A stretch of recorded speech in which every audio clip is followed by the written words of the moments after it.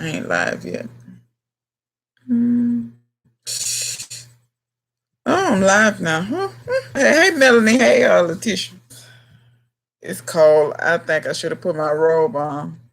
It's also time for me to redo my hair. Okay, is this? Okay. I thought that was like lint. That was leave-in conditioner. So how y'all doing? What's going on? I guess Dee Dee gonna make it on time this time. Ooh, that's speaking of the devil. She said she wasn't gonna be on CP time today. Oh man, so what's going on, y'all? How has y'all's day been?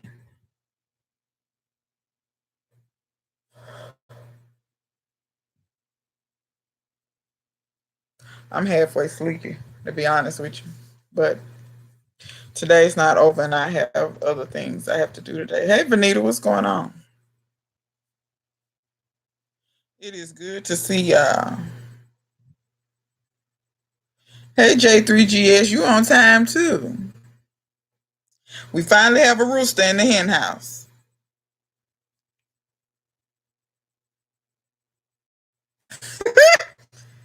Dee Dee, you ought to stop yourself. You know that. It's just pitiful. What's going on, Suzette? What did I title this, y'all? I can't even remember. It was something about, oh, the crops that I suck at. Okay, yeah. And we can most definitely talk about that, but I'm pretty sure we'll talk about other stuff too. But I'm gonna give a few minutes for, some more people to show up.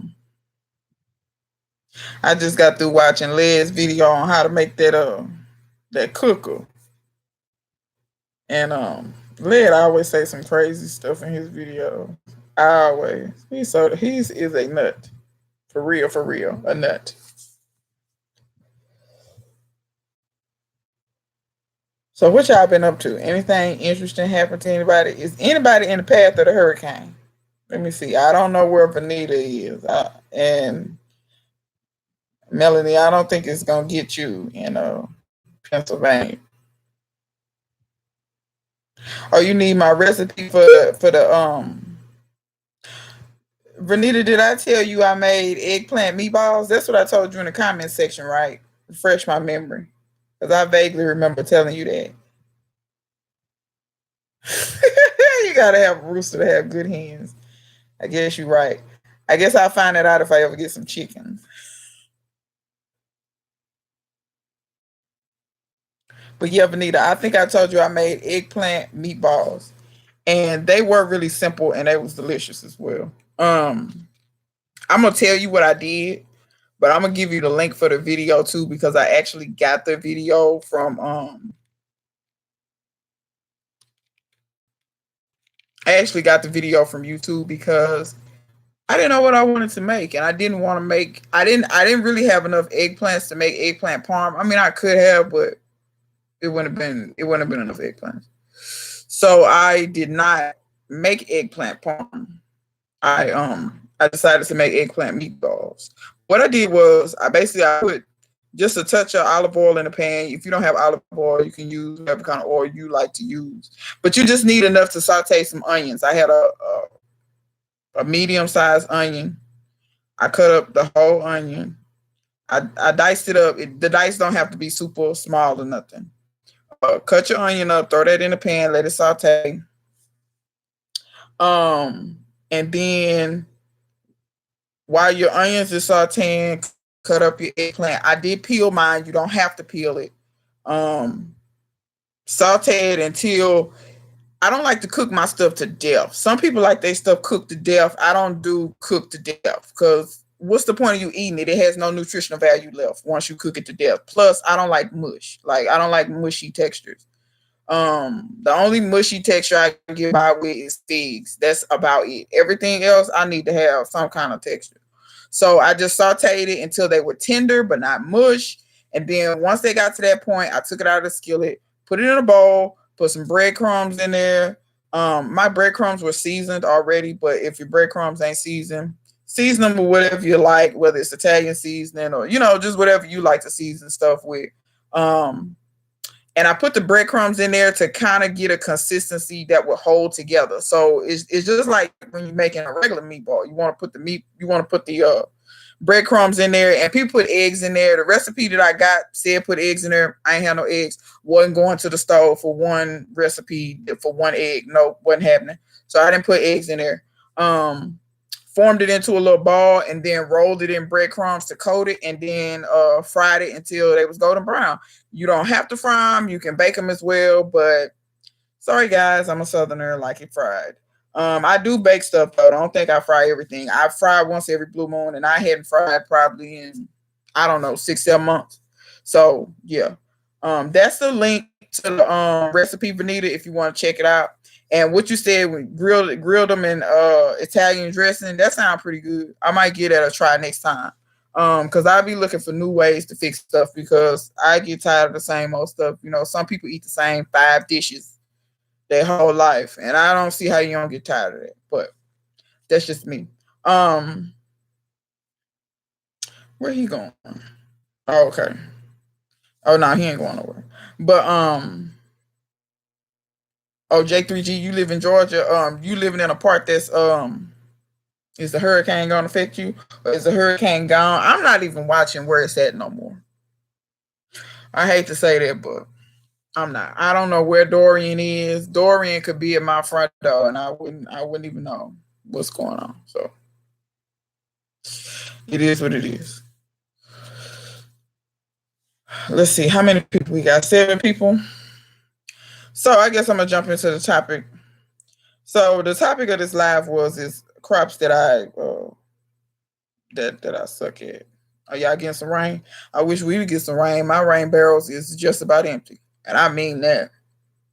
So I think I'm gonna have to pull out the water hose, and I hate to do that, but I think I'm gonna have to, cause I can't just let my stuff just like parch, and they're saying we're not gonna really get any substantial rain for the next, I want to say 4 or 5 days, and I know for a fact by then my rain barrel is gonna be empty, cause I'm scraping the bottom of the barrels now.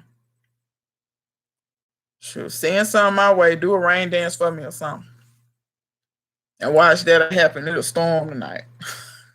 Every time I tell people to send me rain, it happens.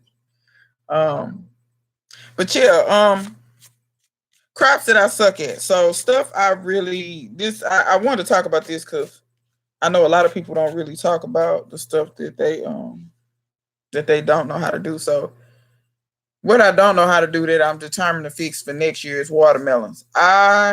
In my garden, a lot of times I grow a lot of stuff that I'm basically trying to keep from spending money on. I think I touched on this before in a live that around here, watermelons cost too much money in my opinion. I know a lot of people was like, oh yeah, we get watermelons for $5. Not no. I need to move to where y'all live at because watermelons around here, a good watermelon, they start at $13. Now that's not in the grocery store, but I've been burned by the grocery store too many times. Like I get watermelons and they not sweet. Like I'm not finna, and they $8 in the grocery store. That's before the tax. They like $7.95 before tax, $8.95 before tax. So by the time you add tax, you knocking on $10 door. So and then they not sweet. So I don't quit buying them at the grocery store. They can cancel me because I'm not. So and if you buy them from the guys that grow their own watermelons, you know, to sell on the side of the road or farmers market or something, you lucky if you can find a $10 melon. And honestly, when they $10, they be little in my opinion. Like you can pay $3 more and get a melon twice that size. And I ain't gonna lie, I ran across these guys and I paid $16 for a watermelon, but it was huge though, and it was so good. And I saved seeds from it. So when I grow stuff in my garden, I'm trying to grow stuff so I can quit buying stuff at the store. That's why I grow a lot of garlic. I need to get better at onions, but I got onions out there and other stuff that, you know, tomatoes, stuff like that, stuff that I don't need to be spending my money on. So, watermelons, yeah, you would be rich. When I tell you, I'm telling you, the guy that sells his for 16, they're huge. Absolutely huge and they delicious. But he making a killing though. But I ain't gonna lie, his truck be loaded down. He got like a 1978 Chevy long bed, single cab, just regular cab. The back of that truck be laid down with the melon stacked up in there. And I get why the grocery store don't sell them no more. They hard to ship. They just they grocery store is not gonna sell nothing like that no more. And the variety he grow don't ship that well anyway. A lot of times when they ship, they bust. And they don't want that all that busting, that's wasting money. So I get it, but I don't get why the melons ain't sweet though. That I don't get. Kind of melons is dead. So yeah, I gotta get better at watermelons, y'all. I suck at watermelons. I think I know what I'm doing wrong though. Honestly, it just boils down to me being lazy. Watermelons is mostly water, and I need to water them more. I need to make sure the soil that I plant them in is real nice and rich and fertile. Hey, backyard gardener, what's going on? And I just that's what I need to do. I need to do those two things first and foremost. I did give me some Bradford watermelon seeds, and I'm supposed to seed swap with somebody else. They got some melon seeds that I want as well. However, I'm gonna have to plant them kind of far away from each other because I don't want my Bradfords to cross pollinate with something else. So I'm gonna try to plant them far away, and maybe it's some techniques you can do to it's some techniques you can do to prevent certain melons from cross pollinating. You put bags over the flowers. It's not a long process, but basically you keep bees from going to that flower and potentially pollinating them with something else. So that's what I'm gonna have to do because my Bradfords, I actually want to grow those repetitively and get that. The Bradford is from the Carolinas. I won't say South Carolina. It's not native really to here, but I hear it's a really good melon, and I want to get the genetics to acclimatize to here because I bought Bradford seeds before. I only got two to germinate. One plant died, the other one survived, but I didn't. It got a melon, and then the melon got blossom end rot because of uneven watering. My fault once again, lazy. Um, yeah, so it didn't work out, and that was the stupidest mistake I ever made because I paid $14 for them seeds. So yeah, I'm not doing that no more. I'm not throwing my money away again. I'm determined to make this work. And yeah, Dee Dee said she's gonna send me some bush sugar baby seeds. I'm not so worried about the size of the melons as long as they taste good and they quality. Um, I don't really care. But but the only time I really be worried about size is when people come talking about $16. Let's be real, y'all gonna pay $16 for a little bitty melon, like a personal size melon, or y'all really gonna pay $16 for that? I'm just being dead honest with you. For $16, I'm sorry, it needs to break my back when I pick it up. Like no, but see, like I said, some of these people live in places where they getting $5 melons. We ain't got that. I don't know why Texas think they need to corner the market on high melons. And see, Didi, I don't mind that if they smile. I don't mind that at all. If they the ones I'm growing, and you know what I'm saying. But you come talking about, yes, ma'am. How much for the melon? 16, and it's this big. It looks like a baseball. No, no, I'm not paying that. There's two bites. Black Mountain. What do they taste like? Are they good? I've never heard of that one. See, last time I was in here, it was some people around Carolina. They was telling me about Charleston Grays. They was buying them for $5. And then Butterfly Mama, I think she's in Killeen. She said down in Killeen, Texas, they paying $5. I said, I'm gonna have to take a ride. Like, I don't understand.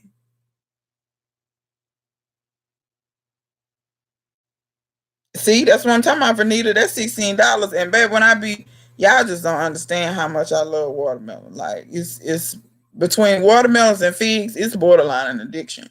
But it ain't too much of an addiction because I didn't eat but one watermelon this year. One. So see, $5.99. See what I'm talking about?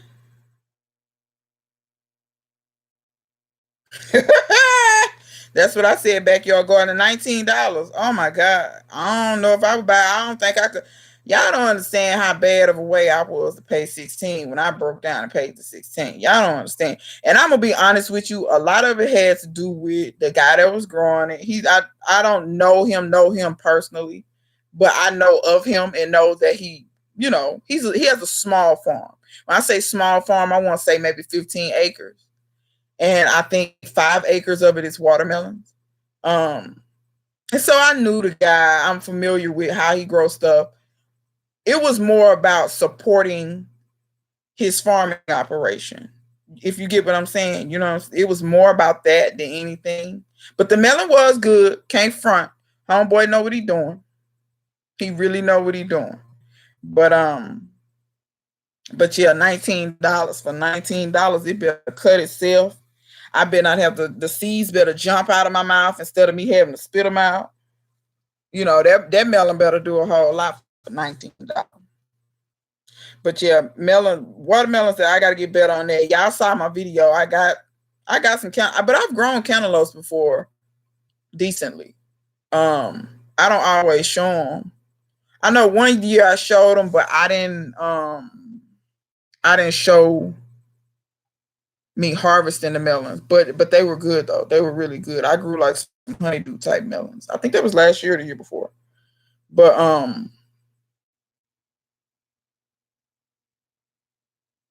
yeah, that rain thing. I saw Homestead Heart had a bunch of her Yamata cream split. Yeah, her Yamata. She had several Yamata creams that split, and then somebody else had some melons that split. Backyard gardener, was that you that had one? No, that wasn't you. That was somebody else. You struggled with picking your cantaloupes. What happened? What it was something in there with the cantaloupes, or what's going on in that? You made it. You made it. Um, but yeah, another thing I struggle with is onions, like the bulbing kind. Bunch of onions is easy for me. Like I grow them, bunch of onions is easy, but the bulb kind, I got to get that together because I cook with onions too much to be. You get what I'm saying? Like I bought 2 onions the other day, and they don't cost that much. But when you like, sometimes just keep track of how much you spend on certain stuff, and then watch how much it is by the end of the year. Just watch, and you'll be surprised. Because I have my clients do that from time to time. I say, okay, you think you're not spending that much money on Starbucks? Okay, what's today? January something? Okay, I'm gonna come back to you in December. I want you to write down every time you bought Starbucks. When they get to the end of the year, all them hundreds of dollars, they be looking foolish. So sometimes you don't even understand how much money you spending on stuff until you really just sit down and pay attention because you're not missing $3 or $4 here, $4 or $5 here. Okay, just watch. Just add it up and watch. But yeah, so those I'm trying to think is something else I struggle with. Cilantro, but I keep planting it at the wrong time. My head is hard, but I'm gonna fix that. I'm gonna plant it while it's cool now. I got them seeds from Angela, and I'm gonna plant it when it's cool. What's something else I struggle with? That's really all the things. Hey Gigi, what's going on? Gigi, I have your seeds packaged up. Monday's a holiday, so naturally the mail isn't gonna run. But Tuesday, I got you. Your seeds will be on your way to you. Didi, I'm sorry, I didn't mean to laugh. I pictured raccoons just like eating your melons, and it was hilarious in my head. But that's horrible. Or they were overripe. What does an overripe kind of like? Is it mushy? Is that what happens to it? Like I've never seen a count. I know what watermelons do. They get grainy and nasty on the inside, and then they'll start their little fermentation. So it's like sweet sour. Like it's nope, nope. Grainy watermelons can't do it. Oh, no problem. No problem, Gigi.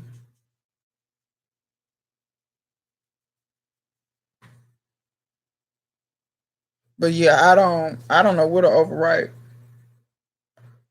cantaloupe do. And I want to mention this. This cantaloupe made me think about this. Somebody had left a comment in my video, and it's nothing against this person. To be real with you, I can't even remember who it was. Generally, when I get comments, throughout the day, depending on what I'm doing, I will respond to them, or if it's nothing really for me to say, I will like them.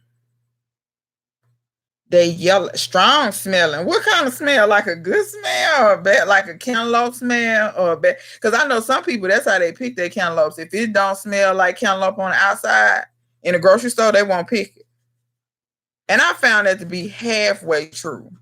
It just kind of depends.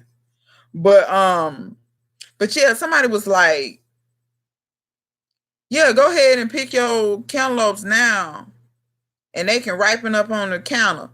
They not lying. They have bug holes. I'll cut them. Okay, you gonna give them to them? Be a pig for a while at your house. I can eat around the bug holes, baby. Anyway, what was I gonna say? Yeah, they was like cut them off the vine and they're ripe on the counter. Yeah, they not lying. Hey, Nick, what's going on? We not going with these fish meds. I came in late on that. I don't even know what y'all was talking about.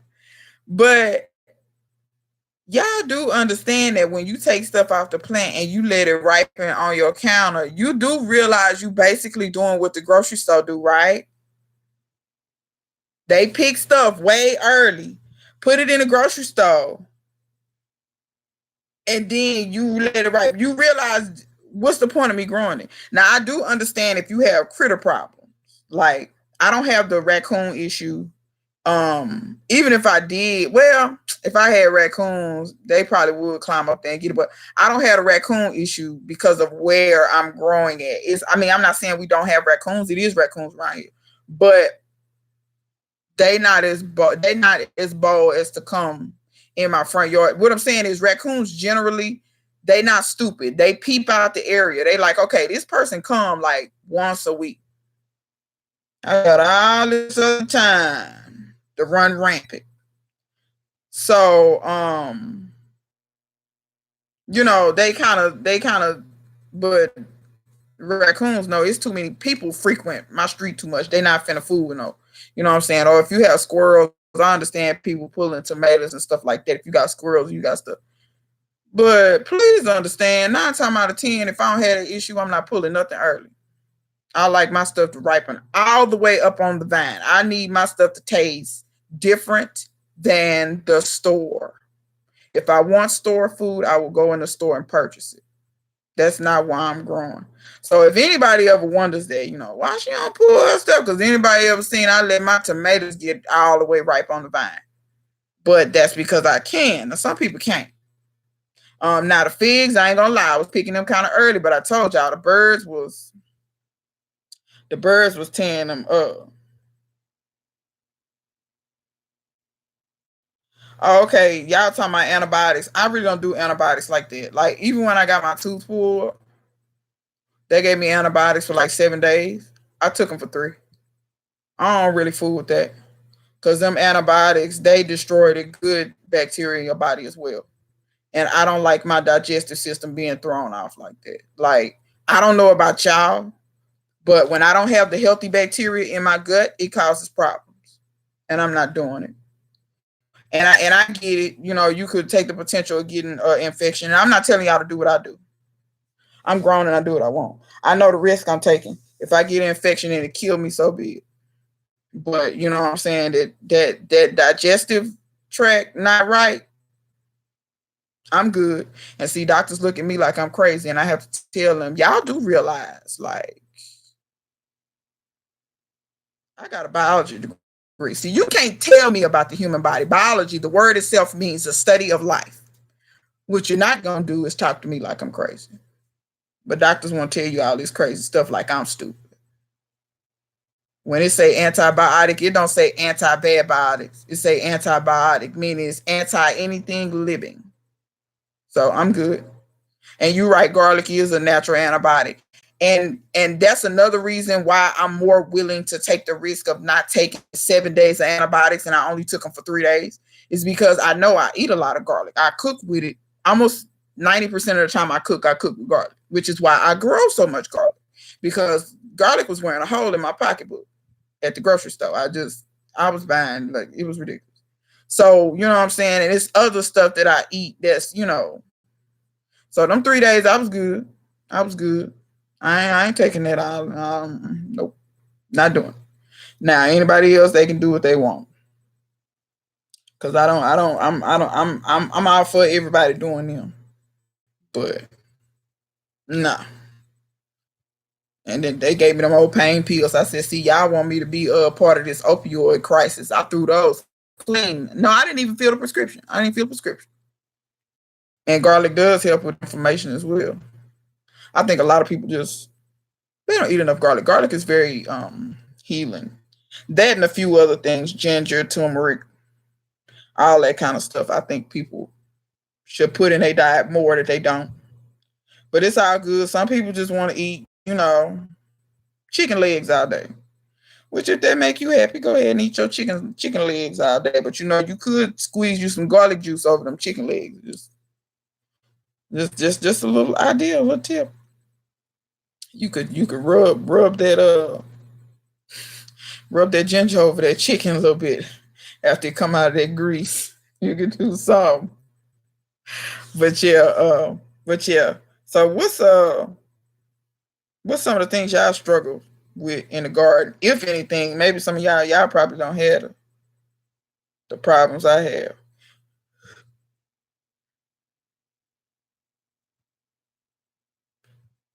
I was about to ask Nick, do he garden? That's a stupid question. He got a whole website where he sell trees. My mind be all over the place, y'all. All over the place. And I read that so wrong. You was like ginger helps with inflammation. Read that completely wrong. I'm just not realizing that.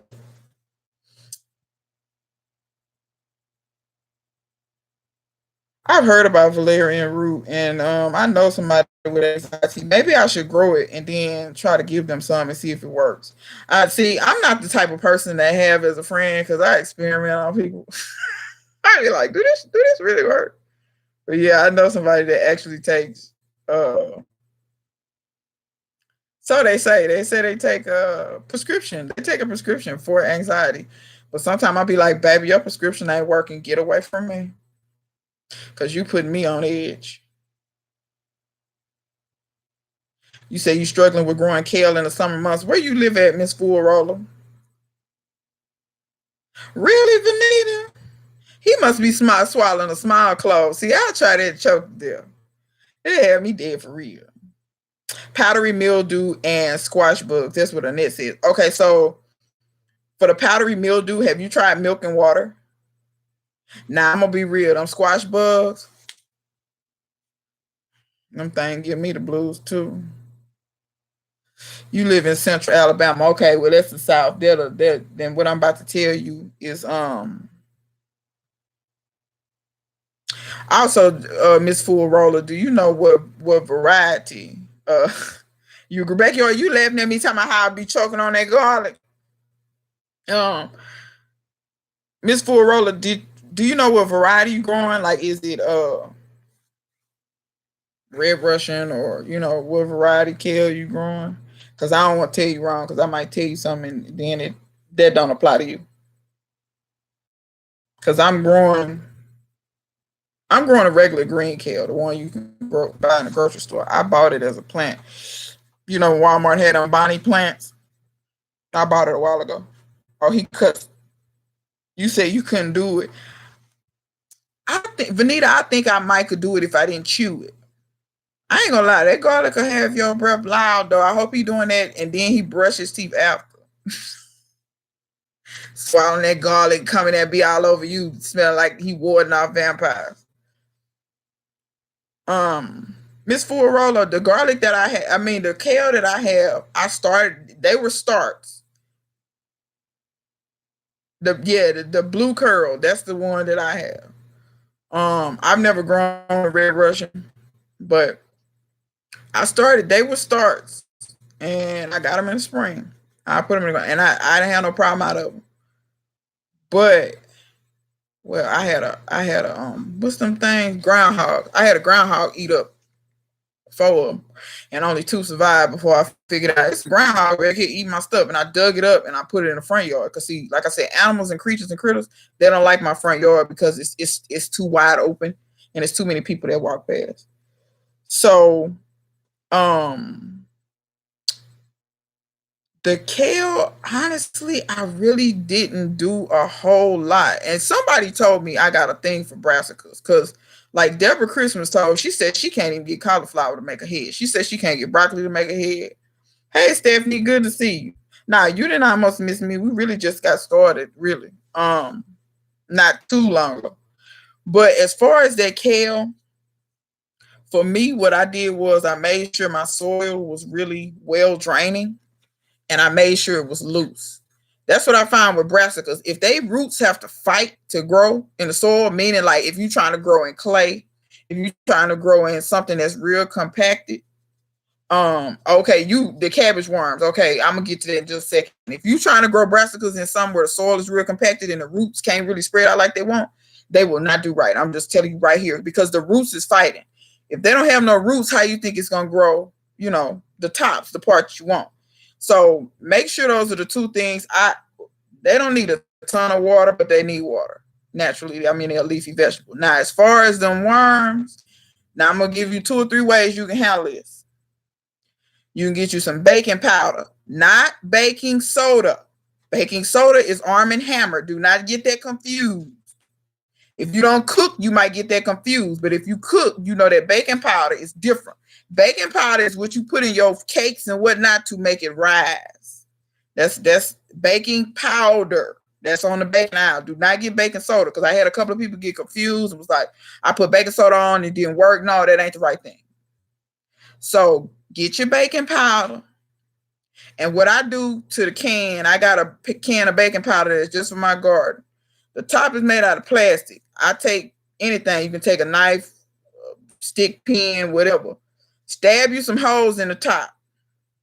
Now you have just created you a shaker. Go out there to them kale plants and shake that baking powder on them. I'm going to tell you what's going to happen. When them worms get ready to eat that leaf, they're going to eat some of that baking powder too. That baking powder gets inside of them and expands the same way it does in your cakes. It pops their butts and kills them. Now, you can stand out there and manually think you're going to pick all them worms off. Anybody got time for that? Okay. I don't have time for that. I really don't. And anybody who got children, a job, or anything else, because I don't even have kids, because I ain't gonna lie, some of these gardeners, they got kids, a job, all. How y'all doing all this? How y'all got time for this? This is why gardening running you crazy. So you can do that with the baking powder, or another thing you can do is, I got a video about my Wonder Spray, but I'm gonna tell you how to make it. Take a spray bottle. Fill it with water. Fill it like 3/4 of the way with water. And this ain't rocket science, so don't get hung up on the measurements. It's not that crucial. Take you some dishwashing detergent. It don't matter what kind. It can be Dawn, Ajax, whatever the cheapest. It can be Dollar Tree brand. It don't matter. Put you about just squeeze some in there. It ain't gotta be a lot. Like, no more than just no more than a teaspoon or so. If you put more soap in it, it's not gonna matter, but you just kind of wasting soap at that point. But I just kind of like that, and enough comes out. Don't message me now. Yeah, okay, sorry, y'all. But just do like that, squeeze it, shake it up, and you should be able to spray them worms in and kill them. That should work. It worked for me. Now, in my Wonder Spray, I ain't gonna lie, I put rubbing alcohol in mine too. Just a little bit of rubbing alcohol. I put that in there too. Now, I get it for those that's organic. Y'all, I mean, some people is real like detergent. I use it on my dishes. I'm going to wash them leaves before I eat them. I'd rather that than the worms eat my stuff down to stems. Because y'all saw how my stuff looked when I showed it them. You saw them cabbage worms ate my collars up. They was eating my collars because they wasn't on my kale. They was preferring the collars. You can buy Captain Dead Bugs. It's for organic gardening. It uses bacteria. So when the worms eat the leaves, it has the bacteria on them and it kills them. You can do that, but Captain Dead Bugs cost $10 for 32 ounces. Dishwashing detergent and water costs some sense, and you probably already got that at home. So, I mean, do what you like. There's 3 different options. Baking powder. I know some people don't like that because baking powder got, I forget what it's got in, and people are so against. But once again, I wash it off. And when it rains, it washes off. But you got these Nazis, more power to you. But yeah, so baking powder or put some dishwashing liquid and some rubbing alcohol in a spray bottle, spray them. Or you can use Captain Dead Bugs if you can find it. If you want to know where to find it, try Lowe's, try Walmart. Try Home Depot. Those are the places that I found it. If you got a local feed store or nursery or something that you like to frequent, they may have it. Hey, what's going on, Original Love Bug? What's up, Mikey Flo? But you can try to find Captain Deadbug there. No, they don't need to be wet. And I'm trying to remember. Somebody said that was wet and stuff, and then spraying and stuff on. I'm like, you don't work. It's no way you work. I don't be understanding. Y'all got to quit going along with these people. Y'all know y'all don't have time to be doing all that. Most of these people in here work in some form or fashion. Y'all know y'all ain't got time to be doing all that. But somebody did say, yeah, spray everything down with water and then come with your stuff. No, they don't need to be wet. Just spray it on that. Now, if you're going to use because you said you want to use the dishwashing liquid in the water, I'm going to tell you this, the worms usually are on the bottom of the leaves. Make sure you hit the worms with the spray. That's what you need to do. Make sure because if the soap get on them, it'll kill them. Now, see, the other methods I'm talking about, they can eat it and it'll kill them. But this particular method, that soapy water need to get on them worms to kill them. And you'll see them. I came out there the next day and all them worms they were laid out, dangling, dead. That's what I'm talking about. I ain't got time for the foolishness. Because what y'all not going to do is eat up everything away from me. So, yeah, that's what I do. Give it a try, see if it works. Like I said, I have worm problems every year. But it's like I have to stay on top of it. I will say that. Now, like I said, with the soapy water, you're gonna have to kind of check your plants because if you got more worms on it, that soapy water got to get on them. You gotta hit them with that soapy water, otherwise it's not gonna work.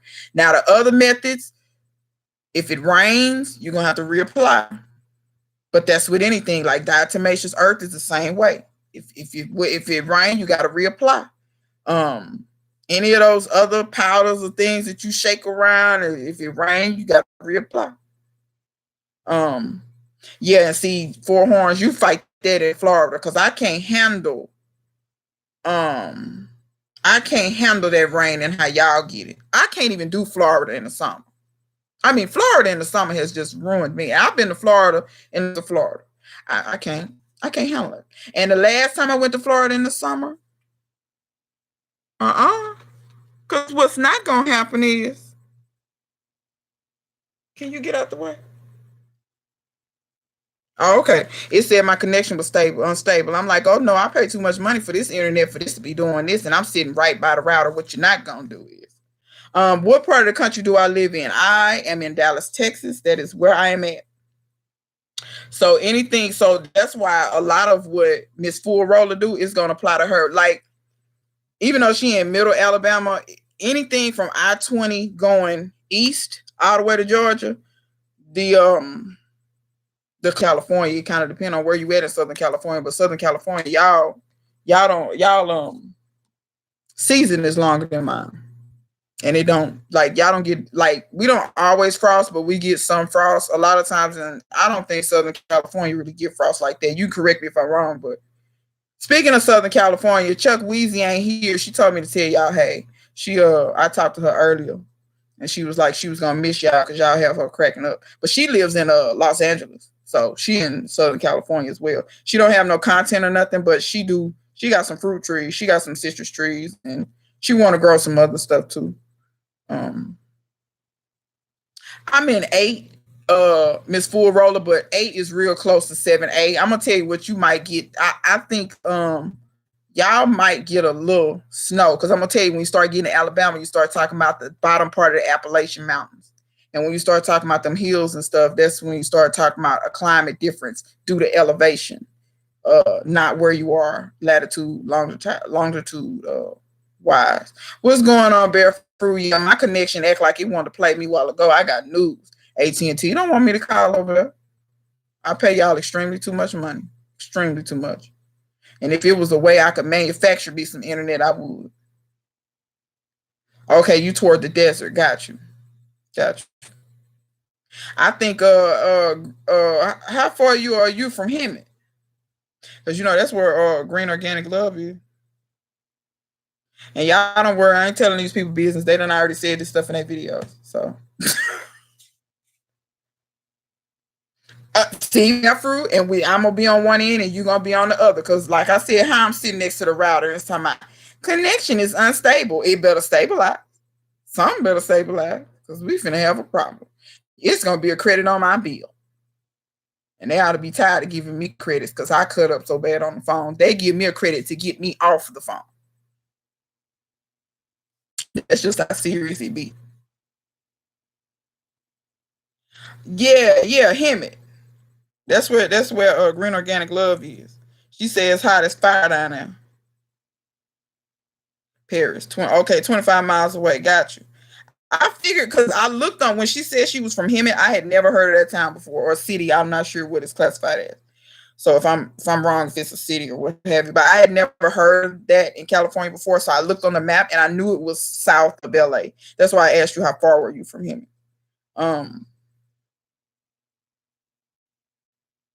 Oh, y'all been getting some harsh winters in Alabama? I wouldn't be surprised. Man, Alabama, y'all had a gamut of temperatures. Man, when I was in college, we play, let me see, Alabama A&M, Alabama State. It seemed like it's somebody else in Alabama. No, we used to play the SWAC in Alabama. So we used to go to Alabama quite frequently. I went to Alabama a lot more when I was in college. I know Backyard Garden, you be talking about it, how you be buffering. But I remember it just depended on what time of year we would go to Alabama. And it was like we might go in the summer and it's 100 and whatever. And then we might go in the winter and we be like, why it's so cold? We were just here a few months ago, it's hot. But yeah, Alabama, y'all get the range of temperatures. But yeah, I've been several places in Alabama. I've been to Huntsville, been to Birmingham. But those are larger cities, been to Mobile. It's some other little places in Alabama, some little bitty places I've been, and a bunch of little bitty places in Mississippi. Like I said, when you go to a HBCU and you play these games and you go to their campuses, you never know where you're gonna be at because our corn is in the middle of nowhere, Mississippi Valley, middle of nowhere. Same with some of these other schools in the Carolinas too, because they got more HBCUs than the law. What's going on, DJ Chonkler? But why? But what made you pick that name?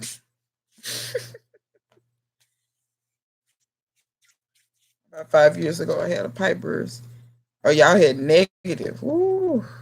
I'm gonna tell you a funny story. Don't judge me too hard. So when I went to college, I can't say I had never been to Alabama. I had never been and stopped. By the time I had got to college, when I went through Alabama. I was on my way to Florida. So the few times that I went to Florida, we went through Alabama, but we never stopped anywhere. So when we went to Alabama for the first time in college, you get on the bus and they like, we going to Alabama, we're gonna be on the bus like 6 hours, 8 hours, whatever it was. And we was on our way to Huntsville. We was going to Alabama A&M, and I was like, okay. So we go to sleep. And I woke up and we was in Alabama. And when I tell you it was that time of year, because all that was around the bus was cotton. I told them people, I said, I woke up, I said, oh my God. It's like, what's that song, Dixie, where we talking about the land of cotton? That's what played in my head. I said, I said, this bus better not break down because some stuff it's gonna be serious around here because they're gonna put us to work. I'm telling you, It was crazy. But then we got to where the Appalachian Mountains was. That was real pretty though. Alabama A&M campus is pretty though. But yeah, that Alabama, I can't go when it's cotton season. Y'all serious about that cotton. I ain't playing, y'all. It was cotton for as I could see, y'all. I could not believe. I'm telling you, both. Imagine going down the highway, both sides of the bus, as far as you can see, white, just cotton, just nothing else. And I just keep looking, and Dixie keep playing in my head, and I'm like, is this gone with the wind or what? Like, nah, we had a good time though. I was scared. Oh, they from Birmingham, Backyard Garden? That's what it do. Yeah, we went to Birmingham and played Alabama State, and then what was dope was we did a classic with Alabama State, and I forget what the classic was called, but we actually got to tour all the like the 16th Street Chapel where the girls got bombed and died. We got to look at all the different civil rights stuff that's in Birmingham. We had a really good time in Birmingham, really good time. And then I remember that night, it's like a trolley. They go through downtown Birmingham, and it was a black woman driving the trolley. And she knew we was college kids. She was like, y'all was at the classic, wasn't?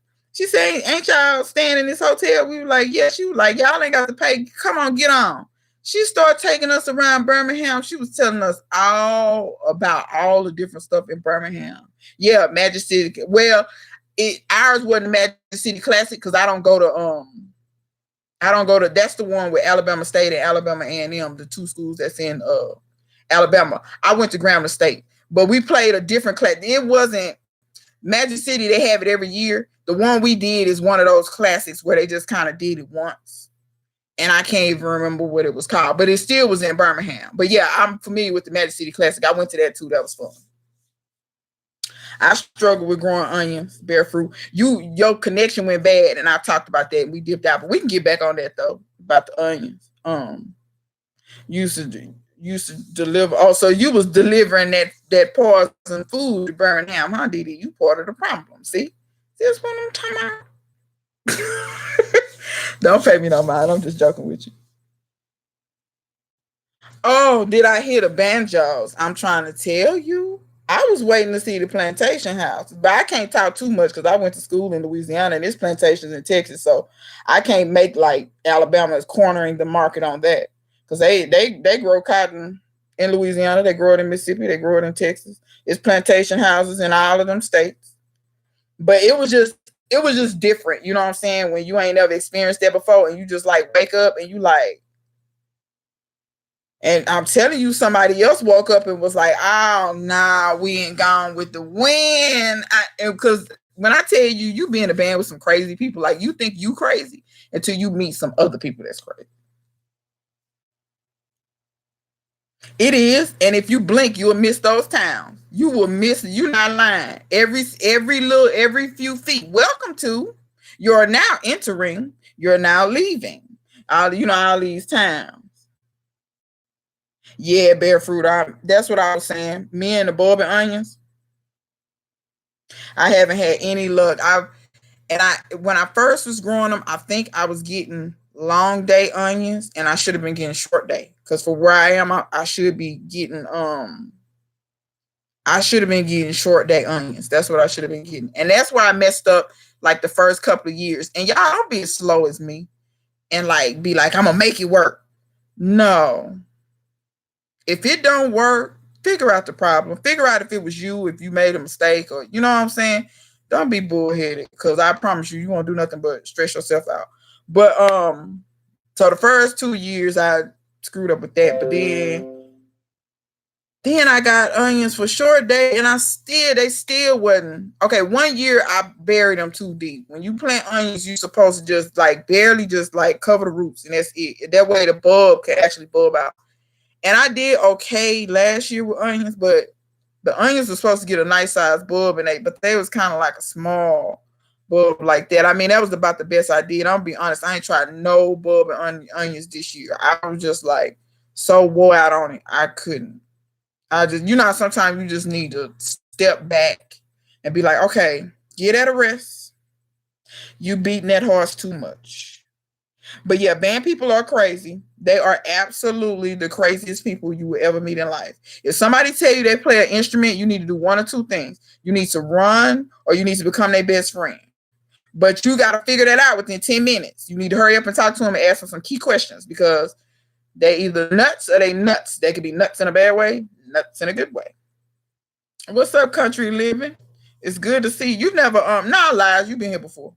Country living with the harnesses. Yeah, you've been here before. You said what are band folks? Stephanie Valdez. Anybody that's in the band that play instruments, like people that's not in the band probably really wouldn't understand that.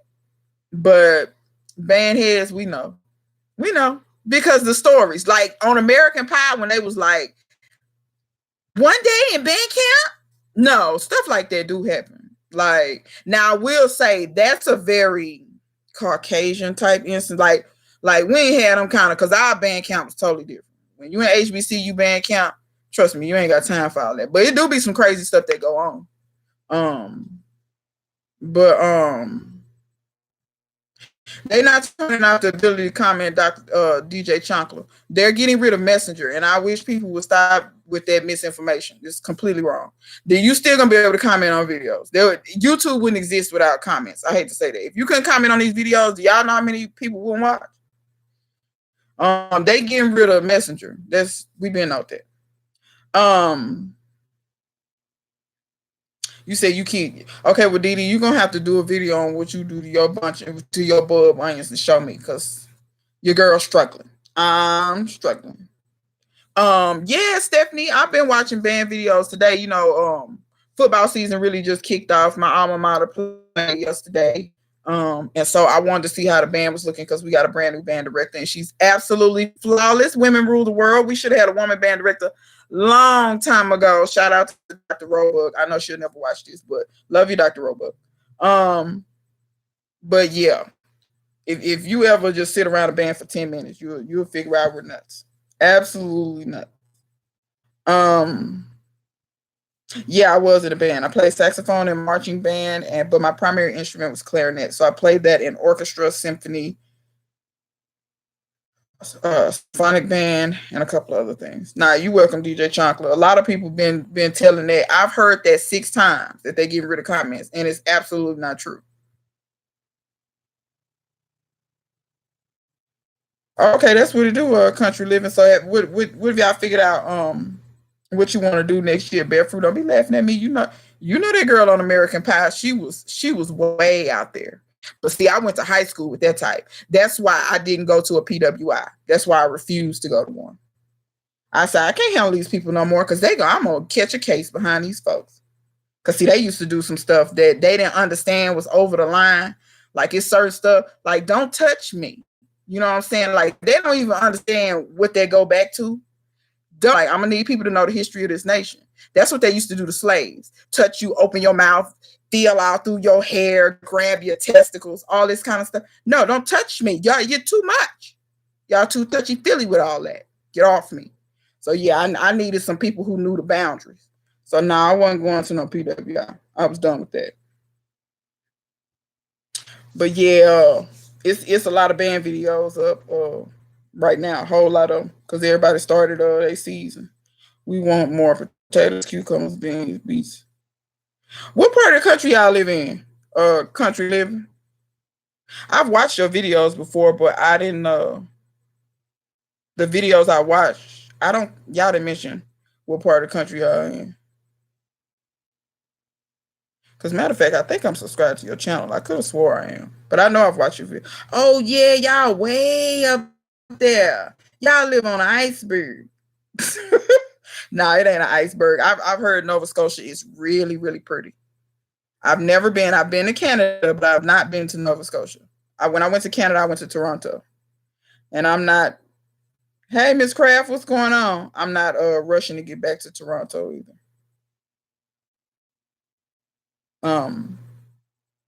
But yeah, Nova Scotia, that's very interesting. Do y'all have a short growing season? Or is it fairly decent or y'all might be like Alaska though. Y'all, if have y'all ever seen the people that grow stuff in Alaska and they can grow that stuff that's real huge? That's ridiculous how they can grow that stuff like that. Yeah, I've heard that several times that it's beautiful. I know a couple of people that's been in Nova Scotia for various reasons. And I've heard several times that it's beautiful. Oh, you got family in Toronto? Tell them to move. I'm just joking. I mean, maybe Toronto is for certain. I don't know. But then when I was in Toronto, I still kind of felt like I was in America. Oh, you just finished your file plan, Miss Craft. What you plan? Can you come here and finish mine? Can we work out some kind of barter system? Can we work that out where you can come here and finish my plan? Okay, you planted stuff. Wait a minute. So it don't get warm enough to plant until June, and then it's about done now. So that's y'all season. Wow, that's short. I guess I have to grow a lot of stuff that kind of have a don't take long to grow. Cause I imagine y'all probably can't do no melons or nothing like that that require some time, or like pumpkins require a fair amount of time. Some stuff can go on the ground in May. Okay, well that's interesting. I find that to be fascinating among gardeners. Wherever you are, if you're gonna do it, you have to make your season and what you have to make it work. So nobody can say that gardeners or farmers are not innovative because you have to just absolutely make whatever you got going on work because you cannot change you cannot change your growing conditions, the weather, you can't, the length of the season, you can't do none of that. So you just have to kind of like, you know, work around the stuff. Oh yeah, I can grow watermelon pumpkin. Okay, well show me because I'm struggling. Tell me. Now the pumpkins I think I could actually grow because I'm growing winter squash now, no problem. But and I got some cantaloupe type melons. They're not cantaloupes, but like what I'm saying, they musk melons, so they in the cantaloupe family, but they're not a cantaloupe per se. I think they're rich sweetness or something like that. Because I don't have just a regular cantaloupe. I don't even have any seeds for just regular cantaloupe. To be honest with you, I tend not to grow what's in the store because I could just buy it from the store. I want to grow something I ain't never tasted before. Um, okay, y'all started inside and transplanting greens, beans, and some squash. Okay, yeah, I got some beans. I want to put out some strike. I got a few. I don't have many strike seeds. I want to just plant because I should be able to get some beans before it get cold.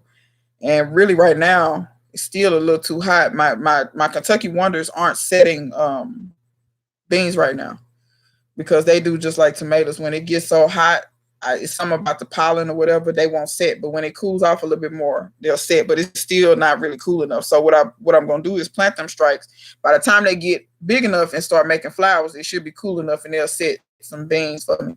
And then that'll be my last little harvest of green beans before I rip them out. So yeah, that's what I plan to do.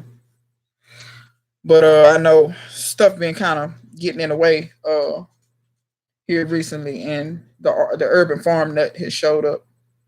What is it, Iris? Huh? What is it? Go get in your bed. Good dog. Um, what was I gonna tell y'all? And let me mention this while I'm here. Yeah, I harvest. I harvest. I don't. And people be like, "Oh, I'm ripping my tomatoes out." I don't rip out nothing. I let the frost. If a frost gonna come, I let the frost kill my stuff. I think last year the frost came in November. That's when I ripped my tomato plants out because they were still making. Now I won't lie. If your tomatoes ain't making, you might want to rip them out. But it just depends. Just be leery that when it gets so hot, they won't set fruit, and that might be why they're not making. When they cool back out, they'll start setting. Yeah, fruit. I'm serious. And if it hadn't been for that frost, because we usually don't get a frost in November. Last year that frost was freakishly early, freakishly, and usually, like I remember 2 years ago, I was still giving my neighbor. Can y'all see the Felix just ducked in and back out? I was giving my neighbor green tomatoes in December, at the beginning of December. So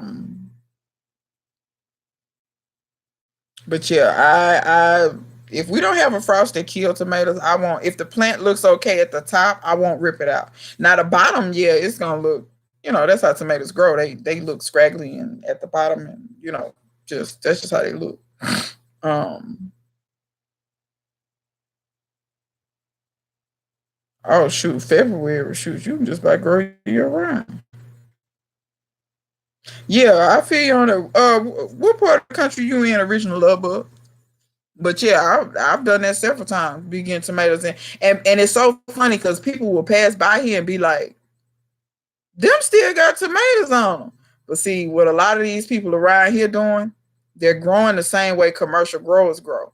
I'm a home grower. I'm not a commercial grower. Why would I grow like them? Like, why would I do anything like them? I'm not trying to produce flavorless tomatoes. I'm not growing the varieties that they grow. I'm not growing on the scale that they grow. You have to understand there's a reason why they do stuff the way they do it. So it makes no sense for me to rip out all my stuff like how they do. You want to know why they ripping out their stuff? Because they got to prepare their soil. Because come spring, their soil got to be ready. They finna amend now. They're gonna rip out everything, till all that stuff under, amend and let all that stuff break down. That's why commercial growers and people just follow what commercial growers doing, like as if that's who you. I'm not saying they doing stuff wrong, which you know what they are, but we won't get on that. But you know what I'm saying? Understand that if you're not a commercial grower, you shouldn't really be just, you know what I'm saying? Have y'all ever seen people just do stuff and they don't even know why they're doing it? They just be like, oh, because my mama did it that way. And then when they ask their mama and their mama tell them that reason no longer exists. Like somebody told me this story one time. This woman cuts a turkey in half and then cooks it for Thanksgiving dinner. She passes this tradition on. It is 4 generations later. They're like, why are you cutting your turkey in half? It's like, I don't know. My mama did it.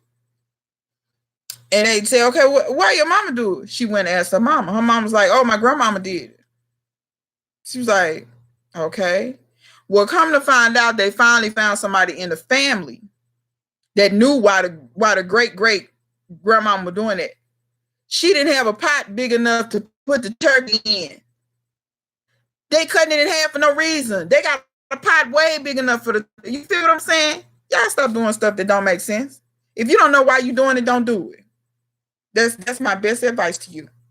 Because sometimes people be going all the way around the world for nothing. You know what I'm saying? So, be leery about stuff like that. Don't, like, when somebody tell me, oh, I seen this farm, right? First thing I ask is, how big is their farm? If it's something huge, like hundreds to thousands of acres, I'm probably not going to do what they doing. Number one, they don't care for the health of their soil. They just amend so they can get big plants with big fruit that travels well, that they're going to pick green, that has no nutrition. I'm not going to do what they do. I'm not going to use a bunch of 19, 19, 19. I've never bought that stuff a day in my life. For what? For what? I'm more about building my soil and, stuff like that. So, but a huge farmer can't really worry about that. See, I can worry about that because I'm on such a small scale. You got to think about a commercial farmer really don't have time to build a soil. You know how many years it takes to build your soil, and then the more acres you got, the harder it is. Because keeping your soil conditioned and healthy in a small, you know what I'm saying? Keeping the microorganisms right in a small garden is, and it's ways you can do it easier, like back to Eden gardening, using hugelculture methods, using worm castings and stuff like that that's got a lot of microbiology in it. But they're not finna do that on, I got a 3,000 acre farm. They're not finna do that. They're not finna do that. They finna go get synthetic fertilizer, which is the cheapest thing you can possibly do. Grow the biggest plants you can possibly grow, and put that stuff in the grocery store, and it's gonna taste like trash. That's what they do. I'm not interested in that. That's why I don't really grow a lot of stuff that's in the store. Like certain varieties, like russet potatoes, you won't hardly ever catch me growing them. I don't really care for the taste of them. And they said that russet potatoes, there are some varieties that taste way better, but they don't keep well and they don't ship well. So they don't put them in the store. Same thing with a lot of other varieties of tomatoes and stuff. They don't keep well. They don't, So, but I feel you on that it's too hot to start seeds. Well, it probably is too hot where you at, because it might be 135 degrees where you at, Stephanie. It might be. Yeah, Yeah, they're growing for income. They're not growing for. And I'm gonna be honest. I think a lot more of them would grow for quality if the consumers would demand quality. But you have to understand, we've gone so many generations. I'm gonna break down a little bit more history for y'all. Before World War II, we didn't have these issues. What happened after the troops got back from World War II? These are the things that started happening. Because if you remember, during World War II, they had rations and all that, and people was growing their victory gardens. If you remember all that, because this country was strapped. Everything was going to the war effort. Okay, once the troops got back from World War II, what started happening? TV dinners. Actually, the microwave came out. I ain't gonna say invented. It came out to where consumers could readily get a microwave. Then TV dinner started happening. You feel where I'm going with this? Processed foods. Convenience. That's what happened. So we, all these years from World War II, where everything is becoming more and more and more and more and more convenient. If you catch an old head, ask them how stuff used to taste in the grocery store. They'll tell you it used to be a whole lot better. They'll tell you that strawberries used to taste better. They'll tell you sweet potatoes used to taste better. They'll tell you milk. That's because back then the consumer was asking for quality. Now we got so many generations don't know what quality tastes like. How can you ask for quality? If you got 40 years of people eating trash tomatoes, how are they supposed to know what a tomato tastes like unless they got somebody in their family growing it? See, I ain't gonna lie, I was blessed to have a grandmother that gardened, and everything that came out of that garden, she put in my mouth and was like, taste this. Now, I didn't have to like it, but it was more like, taste this. This is this. This is that. This is what this looked like. But a lot of kids don't grow up like that. A lot of kids grow up eating canned vegetables, which is don't even get me started on canned. I can't handle canned vegetables at all. I think that stuff should be outlawed. That stuff in the can, I'm so serious. And meat in a can is another thing that needs to be outlawed. And I ain't gonna make like I ain't ate Vienna. I done ate Vienna sausage. I done ate potted meat. I done ate all that stuff. And on the surface, yeah, you put it between some crackers, it is pretty tasty. It's terrible for you, though. It's terrible for you. So, you have to be careful with that stuff. But yeah, that's the history of this country. If you know the history of this country, you will realize why stuff is like it is now. And like I said, consumers we don't ask for quality. Let's be real. How many of y'all got an electronic device that give you hell, but you keep buying from that same manufacturer? Let's answer that question, because if I hear one more person complaining about the iPhone, if I hear one more person complaining about it, but they keep buying them, they keep laying in lines on the street buying them, paying almost $1,000. For $1,000, that thing better pay my rent or my mortgage rather. So, it's rough. Let me see, what is it? What am I growing in my fall garden? Greens, beets, sugar snap peas, corn. That's an experiment, though. The corn's an experiment. But I think I got enough time because it's growing fast. It's sweet potatoes out there. I'm not gonna pull the sweet potatoes until like a frost and until the leaves die back. Garlic, bunch of onions. I think that's it. That's it for my fall garden. You right, original love bug. That's why I grow because I grew up eating stuff out the garden and it just I can't. I can't with this trash they selling. And then I gotta stand on my feet and work for that money and then give it to you for some trash. What's not gonna happen is you're gonna be real limited on how much money you get from me. Oh, he got a container garden. He keeping it a secret. Oh yeah, kale, y'all. Y'all know my kale. I've been growing that same kale for like 3 or 4 years. I just harvested off it 2 days ago and made some soup out of it. Well, I put some other stuff with it. I haven't put the video up yet, but I harvested my potatoes. I put the potatoes I harvested, some garlic, kale, and I put some basil in it, rosemary. It was in the soup, came out fabulous. It was great.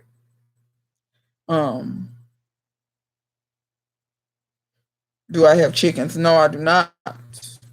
I wouldn't mind having chickens, but I don't have chickens as of right now.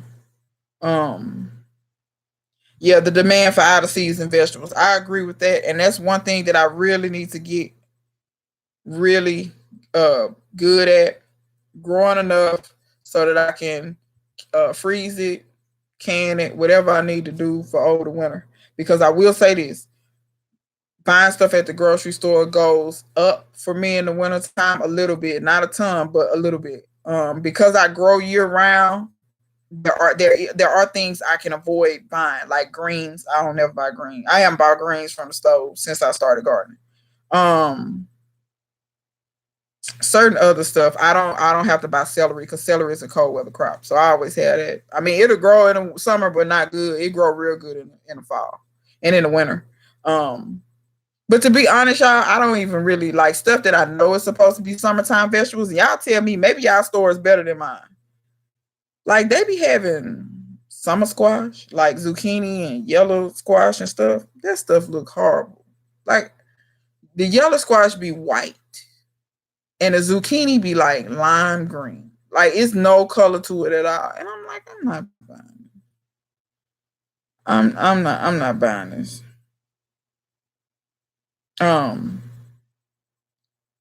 but yeah, I don't even buy tomatoes in the wintertime. Not fresh tomatoes, nope. I don't buy them in the wintertime. Yeah, Miss Craft, you better plant you some celery. You got it. You do you have some seeds, or you got some? You got some. But yeah, the demand for vegetables in the wintertime, I'm gonna have to can and preserve and freeze. So I'm gonna have to do some because, like I said, I do buy a little bit more at the grocery store during the winter month, but I still keep that to a limit, y'all. Y'all just don't understand. I go out there in that garden and pick some greens and kale in a minute.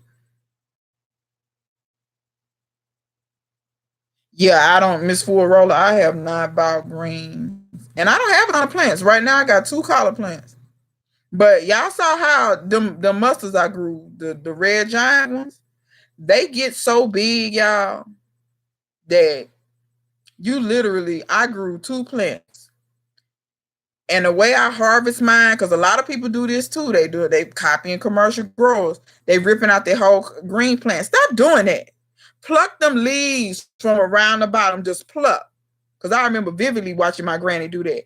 And I never understood why she did that until I started growing. I said, oh, she not gonna pull her plant. It's like, cut and come again. You pluck the leaves and you let it continue to grow. That's if y'all wonder why my kale is that tall. Like my kale it got like 4 feet high. That's why. You just pluck your leaves. I've been growing that kale for 4 years. That's the same, them the same plant. I finally cut off the one. I thought it was gonna sprout, but it was getting too tall, y'all. It was all in I couldn't even mow. It was getting ridiculous. So I cut that one off. But but that kale won't bolt. So the next kale I buy, I say I prefer some that bolt, but if I get some that bolt, it's gonna bolt in a year, and then I'm gonna be back planting kale again. I don't know. I think I'm gonna have to like root some cuttings off of that because it's sprouting. That's what I'm probably gonna do. I'm gonna root some cuttings. That way I have the exact same plant again. That's what I'm gonna have to do. My peppers are real late coasting container garden. Real late. I got blooms on them now, and I got one pepper plant don't have no blooms. Beautiful plant, no bloom. My peppers are so late this year, and that's another thing, y'all. My fruit trees is leafing back out again. Now, what that's about? Them pear trees lost almost all their leaves. Just going into dormancy. Now they leafing back out. It's something wrong. Something's out of order. Like somebody said in Led's live. What did they say? Climate disruption.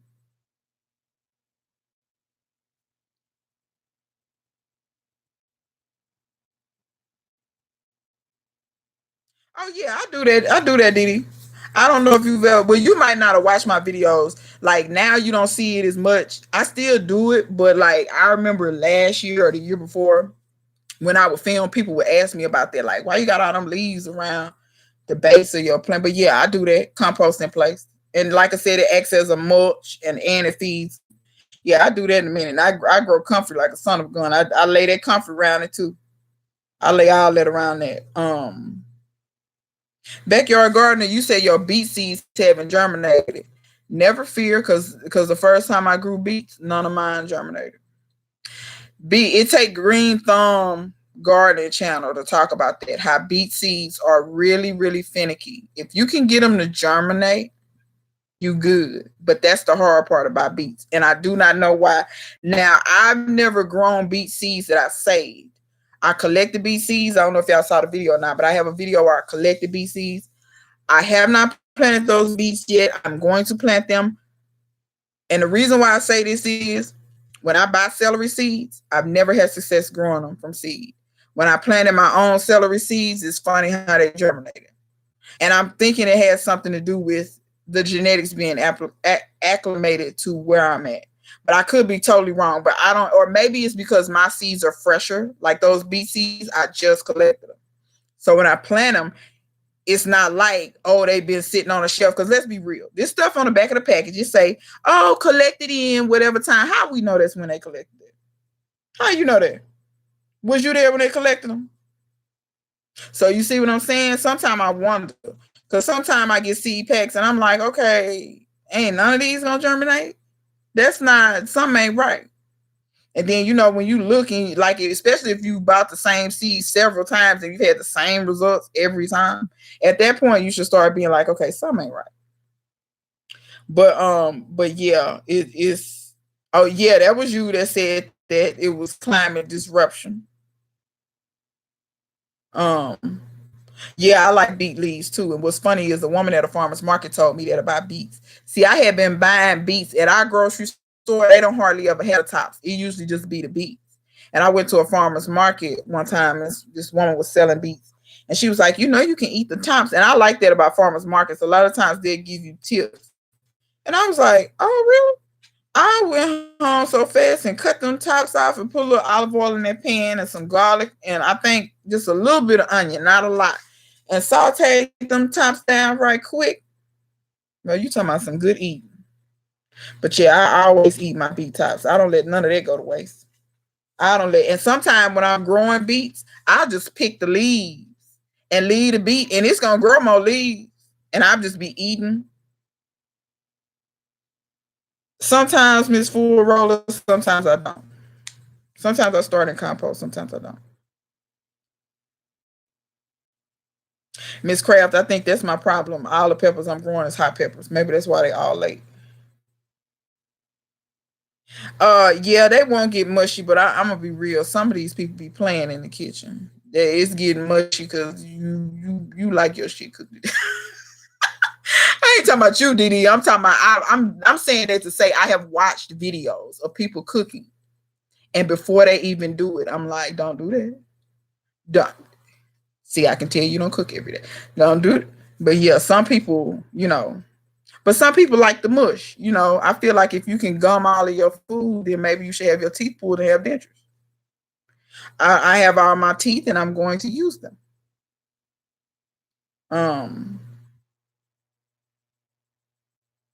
Oh, you was boiling. Okay, you was boiling your greens. What was you putting in them when you was boiling the beet green? Okay, backyard gardener. They don't look like your other seeds. They not. They might be. I mean, I'm telling you, backyard gardener. It took me about 2 or 3 seed packs before I found some beets that would germinate. I mean, Didi probably got something that is a little bit better because it seemed like I remember her beets looking nice. Seemed like that was her video. I remember. Okay, you boil them with the beets. Okay, okay. So I'm gonna be honest. I don't hardly ever boil. I'm okay. Real talk, y'all. I hardly ever boil vegetables, and it's the reason why. To me, a lot of times I feel like you boil all the taste out of them. Now that's not always the case. It just depends on how you boil them. But that's just like corn. You can't pay me to eat boiled corn. Nope. When they have crab balls and crawfish balls and that corn be down in that water, that's what don't get ate. Not by me. I'm not eating that. That corn tastes disgusting. I don't like the texture. It don't taste like corn anymore. I either roast my corn or grill it. One of them two. Now I will fry some corn. I'll cut some corn off the cob in a hot second. And when I say fry, I don't mean like battered and fry. I mean you cut it off the cob, you scrape the cob, get the corn milk out, chop you up some onion in there. You can put some bell pepper in it, but I like mine real simple. I just like corn, onion, put your little butter in the pan, and you saute it, but in the South we call that frying. It's just like that's how I eat my cabbage too. I don't boil. You can't pay me to boil cabbage. Boiled cabbage is disgusting. Tastes like old dirty dish rags. I'm good. I fry my cabbage. You cut that sucker up. You put your little I chop me up some onion, put some olive oil down in there, saute that right quick, get that onion soft. Then put that cabbage over in there and put the slightest bit of chicken broth, not much, just a little bit, because that cabbage gonna make its own juice. And that's where and my cabbage still have kind of crunch to it. I don't do the mushy cabbage. Can't do it. If you boiling that cabbage and you invite me to the barbecue, I'm not eating it. I'm just don't get mad. I'm not eating it. Um, I planted some rutabagas, Miss Craft, but I'm gonna have to do again. I planted some experimental rutabagas in a horrible, like the ground I planted them in, the soil was terrible, and they germinated good, but they didn't do nothing because the ground was so terrible. So, y'all know I got that experimental side of the yard. So I've been experimenting with a lot of stuff and I know what I'm gonna do over there now. I'm gonna do basically put a lot of wood chips over there and get that soil real nice and fertile, and then I'm gonna plant over there. Yes, Gigi. Gigi, I already know. Cause I can't with all that boiling. They be boiling that corn for an hour. It tastes like water now. It don't even taste like corn. You'd be better off drinking the juice in the pot. That probably tastes more like corn than the actual corn.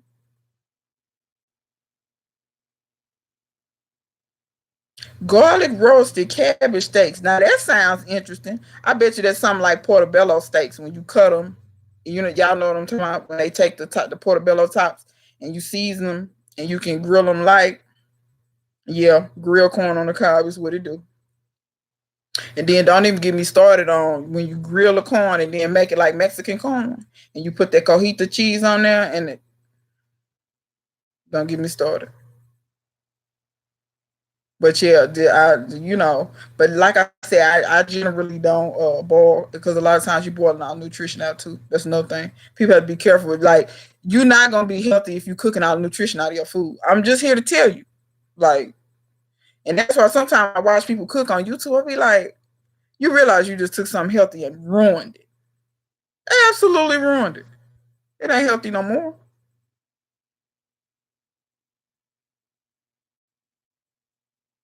But Didi, try roasted corn. You'll change your mind. You will change your mind. I tell you, that's killing me. Time flies. Time. Where did Letitia go? She done her connection. They done put some Kentucky Fried Chicken on her internet connection because it's done fried right on out. It has fried right on out. But yeah, that's just like broccoli and cauliflower. I don't boil that either. Refuse. Roast it. Roast my beets. Oh no, there she go. Um. Oh yeah, fish peppers. I ain't never grown them. I seen somebody growing before. I think no, I can't remember who I was watching. Somebody grew them, and I've never grown them. Oh, it's with it. That's how good bear fruit. I just want to make sure you was still living because you was real quiet. Well, I have to clown Letitia because she live in Kentucky, so because the Colonel know his chicken used to be good, baby. You can't pay me to eat that chicken now. The Colonel, they know they wrong. They told the Colonel recipe all the way up.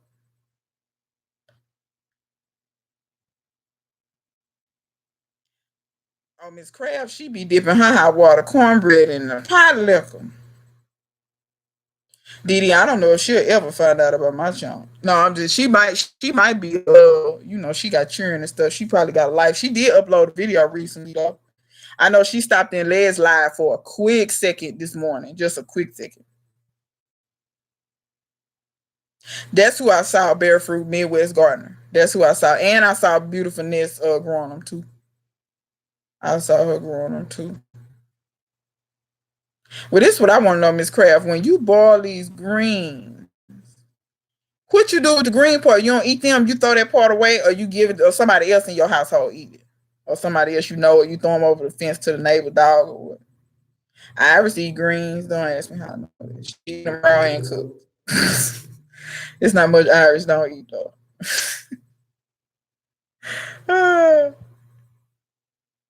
Y'all, I cooked some pumpkin bread. I turned my back for a hot second, and Iris, she ate my slice. Ate it right on up. I turned around and she was just a smack. Can't leave that dog alone for a second. That's something else I want to try, growing corn and making my own cornmeal. She on her bed back there. Tell my where's Iris. Look how you look with these eyes looking around. She on her bed back there, lazy behind. She's so spoiled, y'all. It's pitiful. She just lay up in the air conditioning. And oh, your dog eat greens too. Iris eat so much stuff, y'all. She pick on tomatoes off the vine. If y'all ain't seen that video, it's in there. I got a playlist for Iris. Iris the Urban Farm. It should be Urban Farm Nut, but I think it says Iris the Urban Farm Dog. Y'all can watch her pick on tomatoes. I didn't never seen a dog do that before. She don't rip the vine up either, and she picks the ripe ones. That's what's crazy. It'd be 3 or 4, like some green ones. She picked the ripe ones. That's red. I don't know how else. In another video, she was stealing my tomatoes, and I had to make her put them down. But yeah, when I come in from the house with tomatoes, I always give her one. She get the juice everywhere, and I have to mop the floor.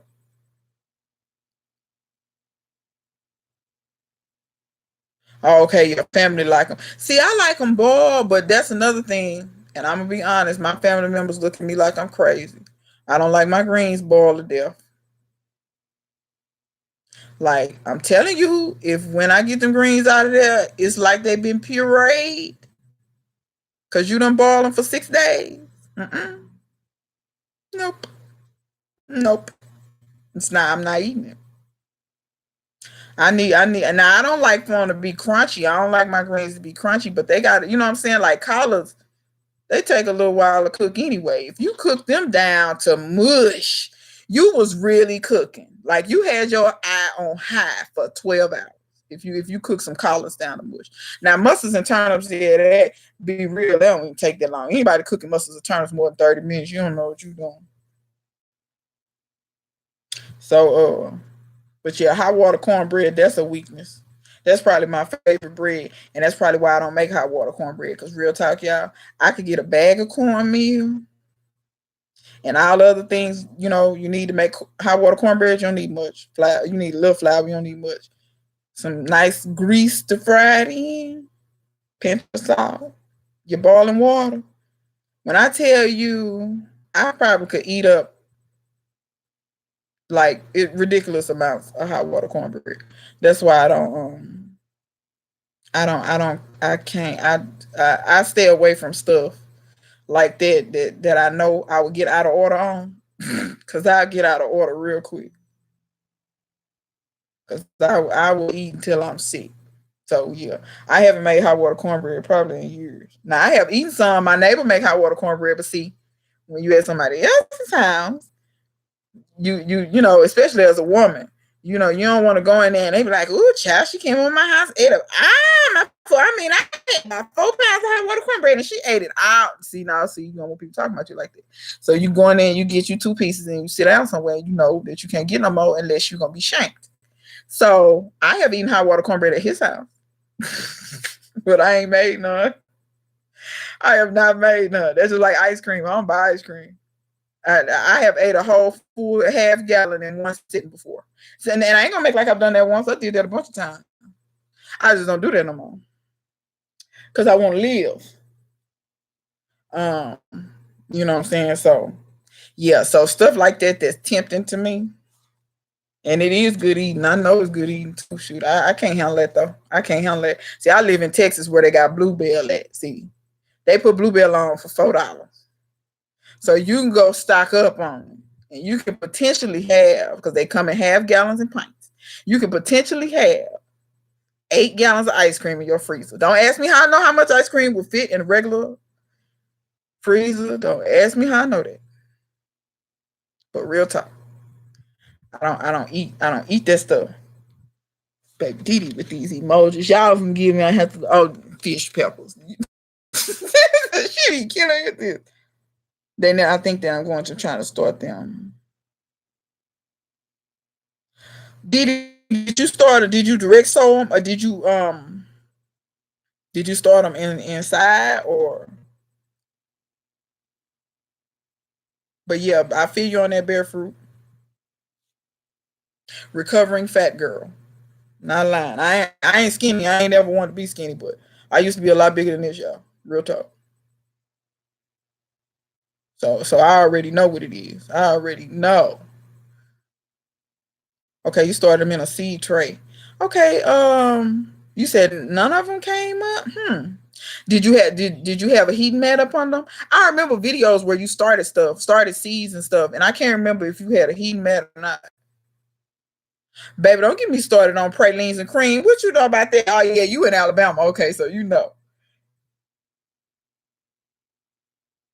Oh yeah, I made ice cream from scratch, Miss Crab. I got an ice cream maker in there. Let me tell you the items I do not buy all at one time. So I have rock salt in my kitchen, but I refuse to buy cream, milk, and enough sugar to make me some ice cream at any given time. Because if I got them ingredients together, I'm finna make some ice cream. Yeah, I done made it from scratch before. And guess what? I don't have the kind you just plug in. I got the kind where you crank. Yeah, no, you crank like this. You have to crank and you put that ice down in there with that salt. See, don't look. I might be young, but I like stuff the old school way. If it ain't broke, don't fix it. So I tell people all the time. Sometimes people move on to new stuff a little too fast. Oh, from the snow. Yeah, if I lived in a cold enough climate, I would do that. I've heard of people doing that before. No heating mat, but it was over. Well, uh I'm gonna be honest, Dee Dee, and tell you, most of the time my peppers, in order for them to germinate, they have to be 80 some degrees.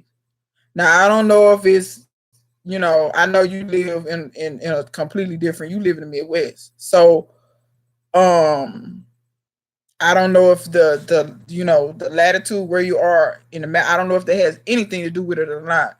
But in order for peppers to germinate for me, it has to be 80, 85 degrees. So you might want to try a heat mat. But and peppers germinate so slow for me, especially because I don't use no heat mat. And sometimes if they don't go ahead and germinate, the seeds are rot. But I mean, give that a shot and see what happens. And like I said, you don't have to buy a dedicated heat mat for you got a heating pad or something laying around because I got a heating pad and I'm too trifle to plug it in. But that's just me. I'm just trifle like that. But then again, for me, I can't start stuff inside because of these cats. These cats will snatch. When I tell y'all, plants, I don't have no house plants. They will snatch the plant down, dig the plant out, and it'll be dirt everywhere all over the floor. What I'm not doing is extra cleaning. I have to clean already. Come here, Iris. The people want to see you. Come here. Come over here. Get out the way, Felix. Come over here, Iris. Come here. No. See, y'all see what I'm talking? See what I ain't fighting with that dog. Pit bulls are so stubborn, y'all. They stubborn. They worse than cats. But if oh no, I know how to get her. I know how to get her. Can y'all read that? Look, here she comes. She hear the sack. But look who else is coming. Y'all see Pissy Chrissy? She's gonna come out. And these is dog treats, but the cats eat them too. Back up, Chris. This ain't for you. So horrible. Come out. Come this way. Get out the way. Come here. I got 3 cats around me. Oh God. Iris won't behave. Come on. When you got so many animals, you just come on. There's Iris. Y'all see a little snout. That's about all y'all gonna get from Iris. I got 3 cats on this side and a dog on this side. And yes, they do get along. Wait, what you're not gonna do is cough and hack in my live like that. I'm sure the mic is picking up all that smacking. That's what you're not gonna do. The Dee, you keep talking that noise, but you need to come pick her up. Yeah, that's a good idea, Bear Fruit. Put them on top of the fridge. I didn't even think about that. It's warm up there, and I'm glad you said. But once again, these cats, they get up on top of the refrigerator. I can see my kitchen now. Dirt and seeds everywhere. Nope. So I got to figure me out some. I got to figure me out something. But see, that's why I want a legit greenhouse, and I need to hurry up and build it because this dog just sneezed all over my foot. I mean, my foot is wet. All right, let's go get on your bed. Go get on your bed. Don't look at me like that. You sneezed on my foot. I don't know how to make ice cream, and my joints say it's not a skill that I need to acquire. Oh Lord! Well, Miss Full Roller, they got the kind you can plug in now.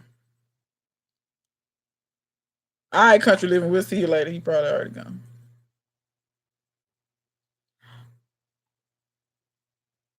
Nah, backyard garden. That yellow snow was not vanilla flavor.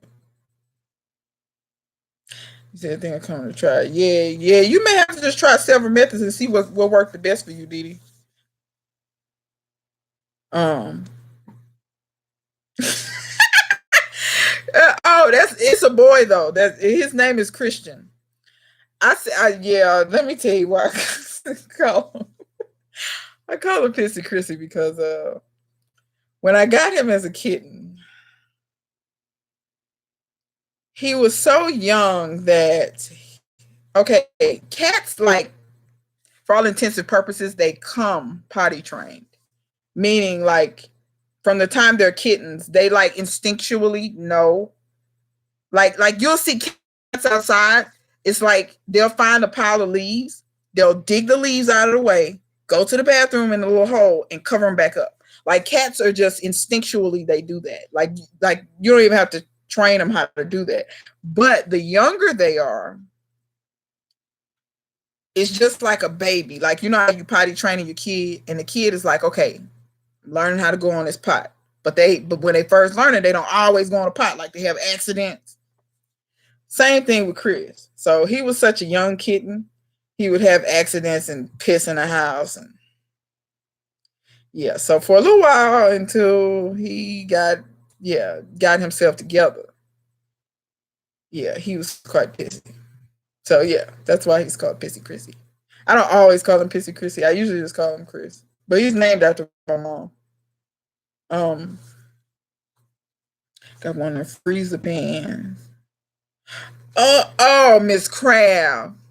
You doing like a Cold Stone Creamery. I know exactly what you're talking about too. Iris, come here. Come here. Maybe not if the cats have back. Come on, jump up here.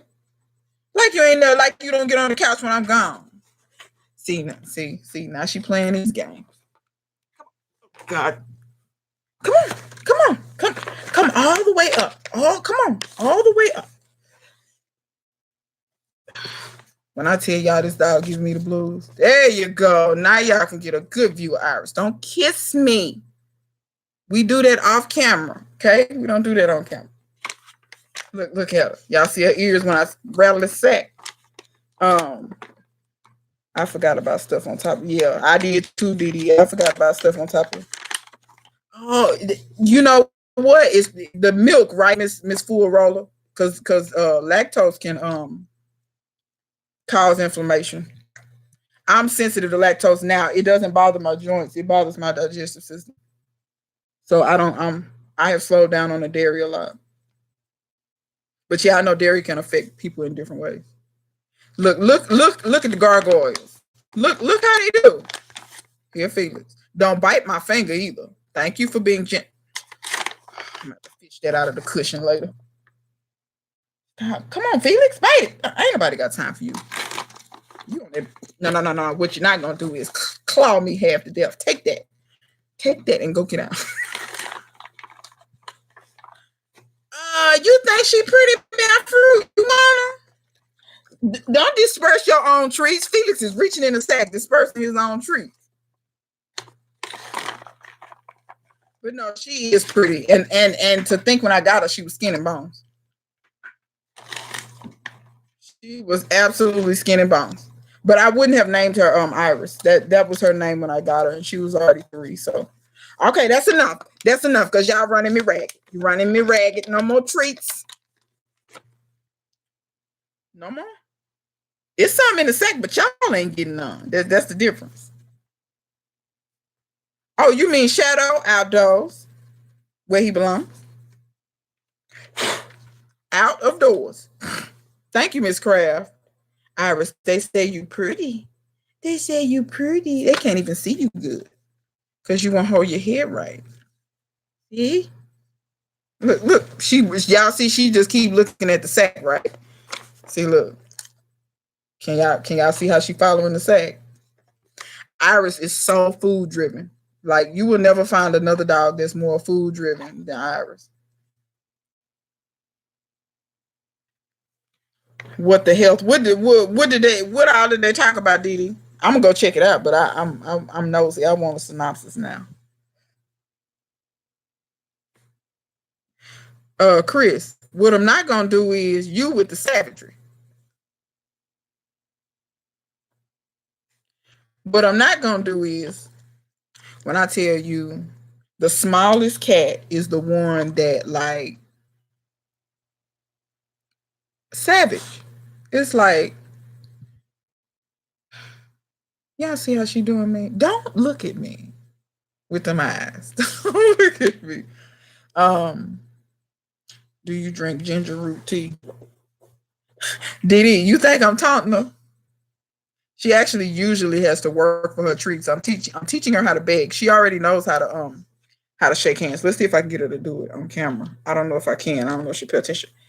Give me a paw. Will you do it? Give me a paw. Good doggy. Yeah. Yeah. She knows how to shake. Wait a minute. She knows how to high five too. High five. Can y'all see? um, but yeah.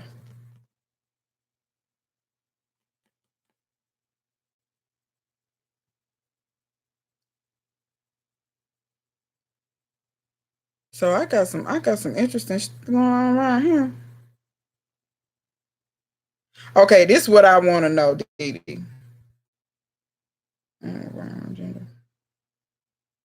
Now I'm gonna tell y'all now. If you go to the store, get you a little bitty piece of ginger, plant that sucker, it'll come up. I done already planted mine because I didn't want to pay for ginger no more. Ginger is expensive. I think Backyard Gardener mentioned that in another video.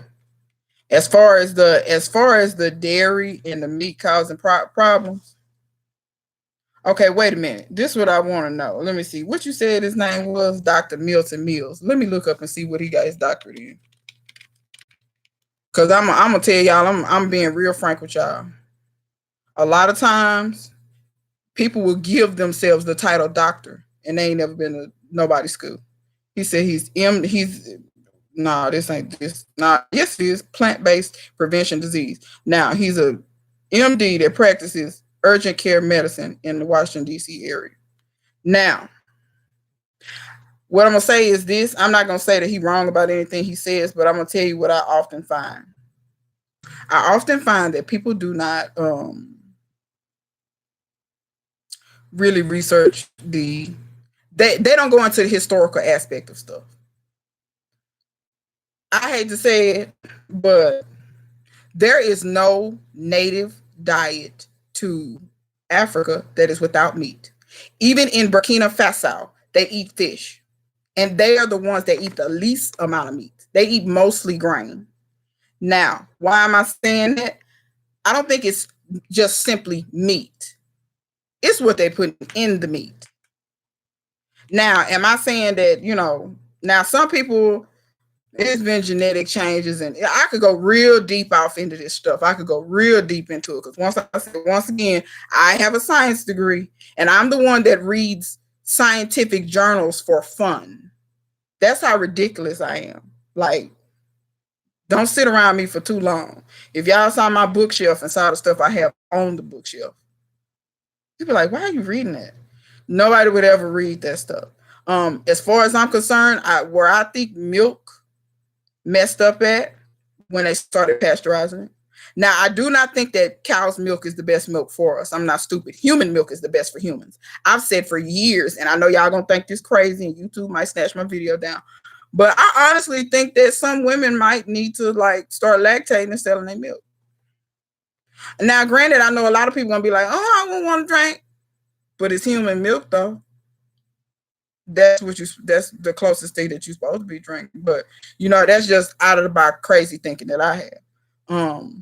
Like I said, the stuff they putting in meat, it's not good. It's not good. But most of my meat I do not buy at the grocery store.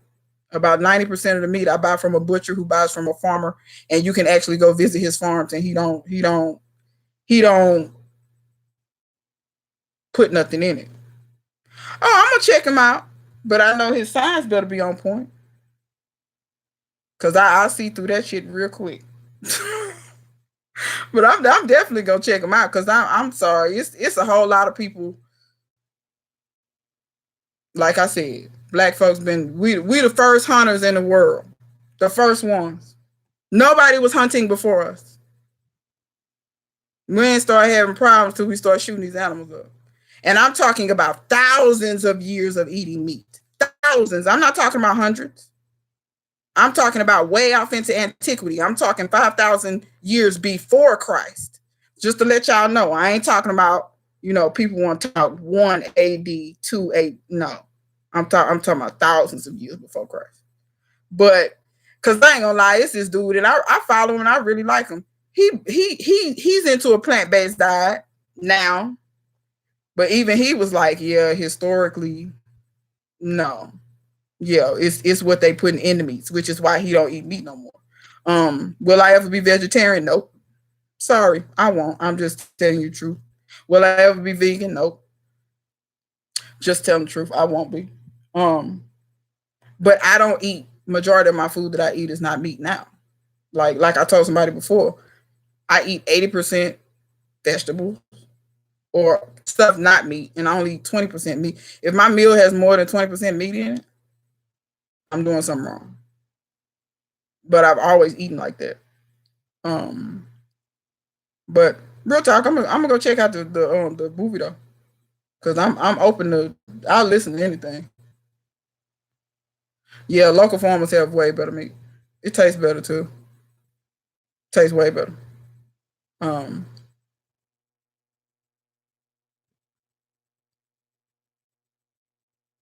yeah, I have to excuse me. They having a party in the West Wing. I don't know what they're doing.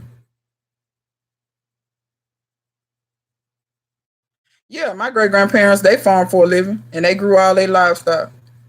And I ain't gonna lie, my great grandfather he worked himself to death though, because this man didn't have a sixth grade education, but he built 3 houses, and it wasn't the houses that worked him to death. It was just he worked.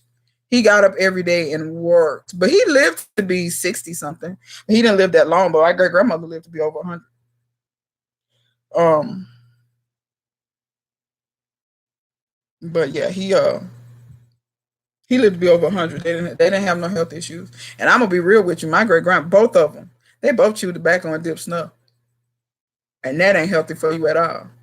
Granted, when they started, now I ain't gonna lie, my great grandmother stopped after a while. When they started, that's when it was like when you chew tobacco, it pretty much was straight tobacco. Now they put a whole lot of other stuff in it. It's not just tobacco. It's additives and stuff to make you addicted and all this stuff. And that's when she stopped. She stopped when they started putting that stuff in it because she was like, it don't taste the same. But I still don't think, well, I don't know. Because I just thought about Native Americans and they used to like just rip the leaves off and dry them and chew them. It ain't my thing. I like my teeth too much for that. Um, so yeah, but yeah, they, like I said, thousands of years. It wasn't until they start putting stuff in the food. And once again, I think if consumers would, and I'm gonna be real, y'all. This is mainly America. I was watching this workout channel, and this dude, he now lives in America, but he's from the UK. He put up a list showing the stuff that America allows versus the UK. They allow way too much stuff over here. They allow way too much stuff over here. They can put certain additives in it, don't have to put it on the label. It's not required by law. In the UK, it's required by law. I need to pull that up to show y'all how much stuff that they get away with in America. They can put stuff in it and you don't even know it. And I'm like, really? But once again, the government got a part to play in that. They got a part to play in that. And it's like, I'm like, all right. And I mean that ain't even got nothing to do with the meat debate. I'm talking about just regular stuff that ain't even got meat in it that they allow. Um, and it's so much stuff in the UK that's like not allowed. And I was like, are you kidding me? Or just like how they allow it in America, you can use organic, but organic is not a word that's interchangeable.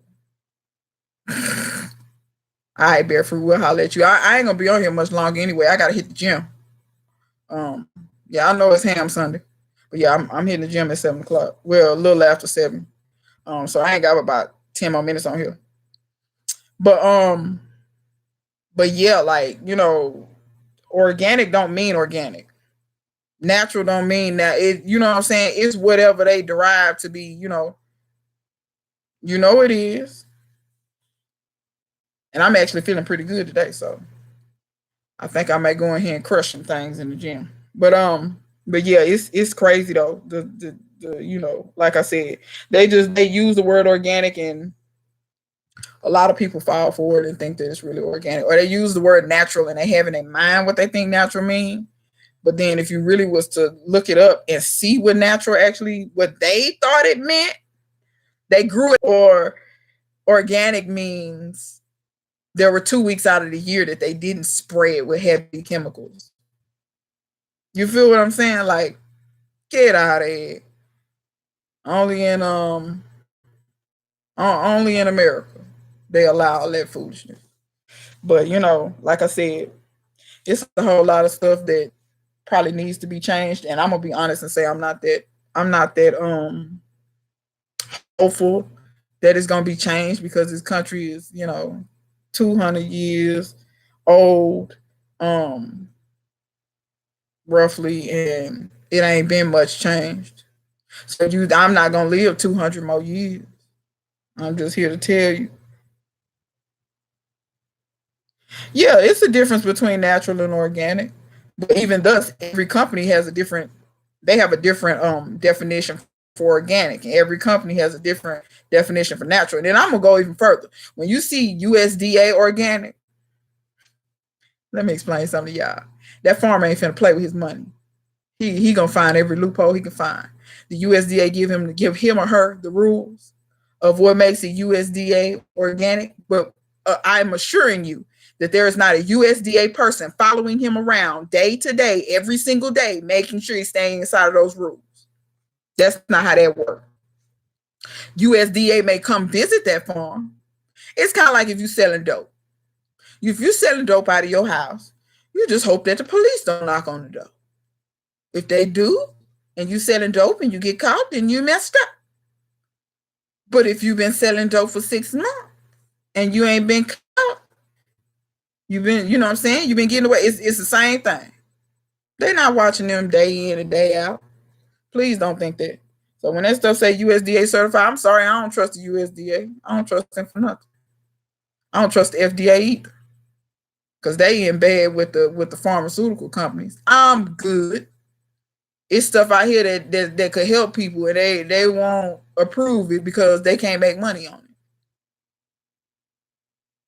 Yeah, exactly.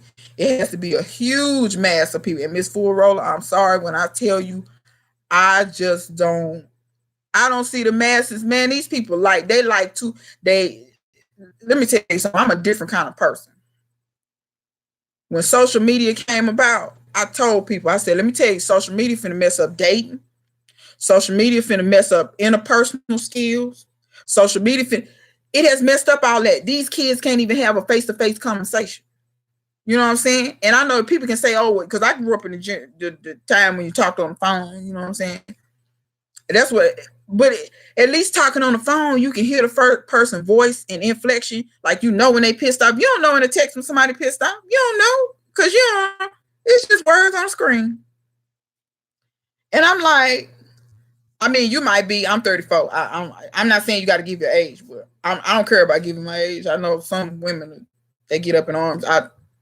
Me, frankly, I think it's stupid. Cause I'm sorry, I look good and I continue to look good for my age. I ain't afraid to say how old I am. But okay, 53.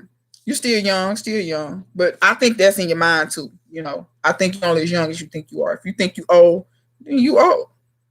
You know, that's good and stay proud of it. Don't let nobody tell you nothing else. Because that's to me, sometimes I feel like that's how women are. Like they worried about, oh, I would have never guessed that, Melanie. I really wouldn't have.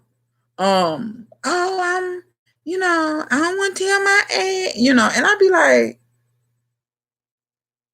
but see, sometimes, because see, some old fools. Y'all ever met some old fools, some old people? You be like, you too old, you ought to know better.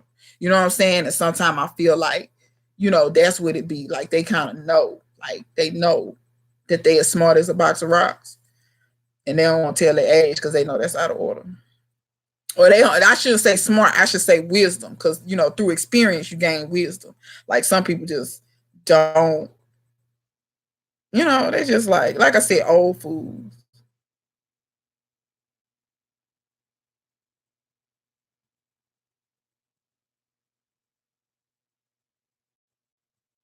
Oh, baby, I skipped over that. Nick had to say something for me to read that.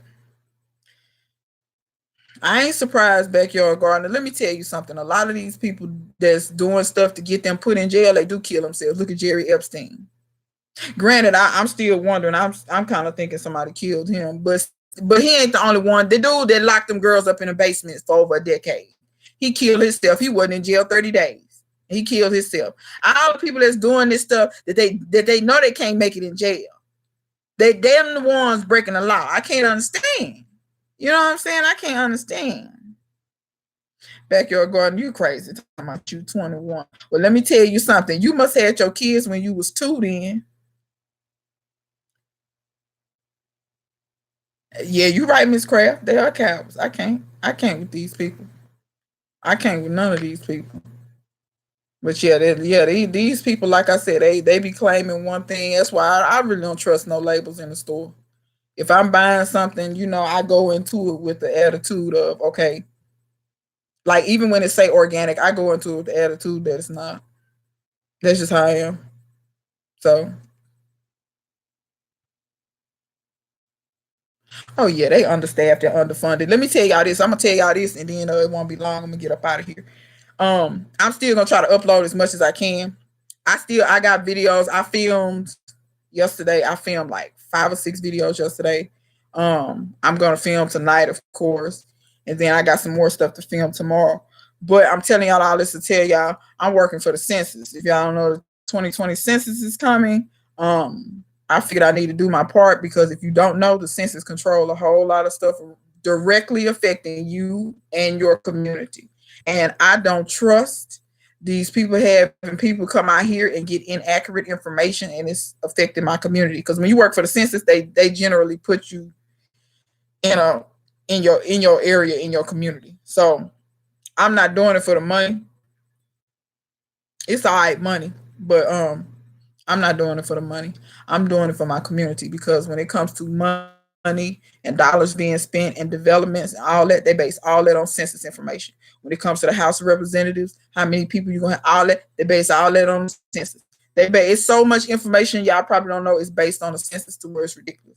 So I cannot have these people because they've done it before, collected inaccurate information. I go look at them and I'm like, where they collect them numbers at? Because the person been living next to me been living there for 40 years. They've been living there way longer than me. But I'm saying that to say the next couple 2 months or so, I might be fairly busy and I may not be able to film as much as I want. But I'm still gonna put out videos and I'm still gonna try to make a time to go live and do stuff like that. But y'all bear with me if my videos slow down. But like I said, I got a fair amount of footage. I'm gonna try to stay up with it. But wait a minute. What's wait a minute? What ain't for you? Original love, bud. Um, yeah, of course it is. They do all that too. They do all that too. I ain't no fool. I already know the government. The government will be the government. Um, I'm so cross-eyed. I didn't even read that right. But yeah, If it requires praying over it, go right on ahead. You know what I'm saying? Go right on ahead. I will say this: it won't hurt to pray over. I ain't never heard nobody praying over their food and then it killed them. So I mean, but maybe I ain't reading the right newspaper. No, I'm just kidding. Um, but yeah, so yeah, it's gonna be interesting the next 2 months. Oh yeah, I'm on. Like I said, I think I can keep it. Like I said, I have enough footage to where. That's why I say I never put out my last. Like when y'all see something, I probably filmed it. Now I am catching up. At one point, I was 3 months behind. Like I was putting stuff up, and I filmed it 3 months ago. But now I'm about like what I put up. I put up the video, like for instance, the melon video. I filmed that 3 weeks ago. So you know what I'm saying, I'm anywhere between 3 months to a month um behind where I'm filming at. So, but yeah, I actually didn't think they was gonna call me back for the census. I actually applied for it. And they so unorganized, y'all. I said to myself, I see why the federal government is a mess. I mean, I've never seen such unorganization. Real talk. And if it's any government employees, just know I feel for you. I just put mine in the ground about 2 weeks ago, Miss Craft. Don't you live in Memphis? Oh, it's all good, Four Horns. We know what you got going on. You teaching school. You teaching your own child at home. We know you got your plate full. You got the pigs. Yeah, I don't. Here's the thing. I don't think it's too late as far as ginger because I think what'll happen is if it gets too cold, the ginger will just go dormant. That's what I'm thinking. So it like it may go ahead and sprout, but then it'll go dormant, but it'll come back in the spring. You know what I mean? All right, Nick, we'll catch you later. But I think that's what's gonna happen with the ginger. But if you worried about it, then you could just plant some early in the spring. Does Memphis get snow? I don't know if they get snow. I know some parts of Tennessee get snow, but I don't know if Memphis is one of them.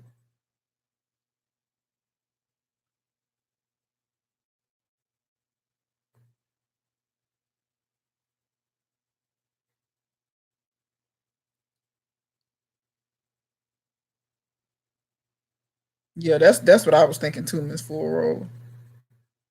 I done been to Memphis, but every time I go to Memphis, it's not snowing. I know I eat entirely too well when I go to Memphis, though. I know that much.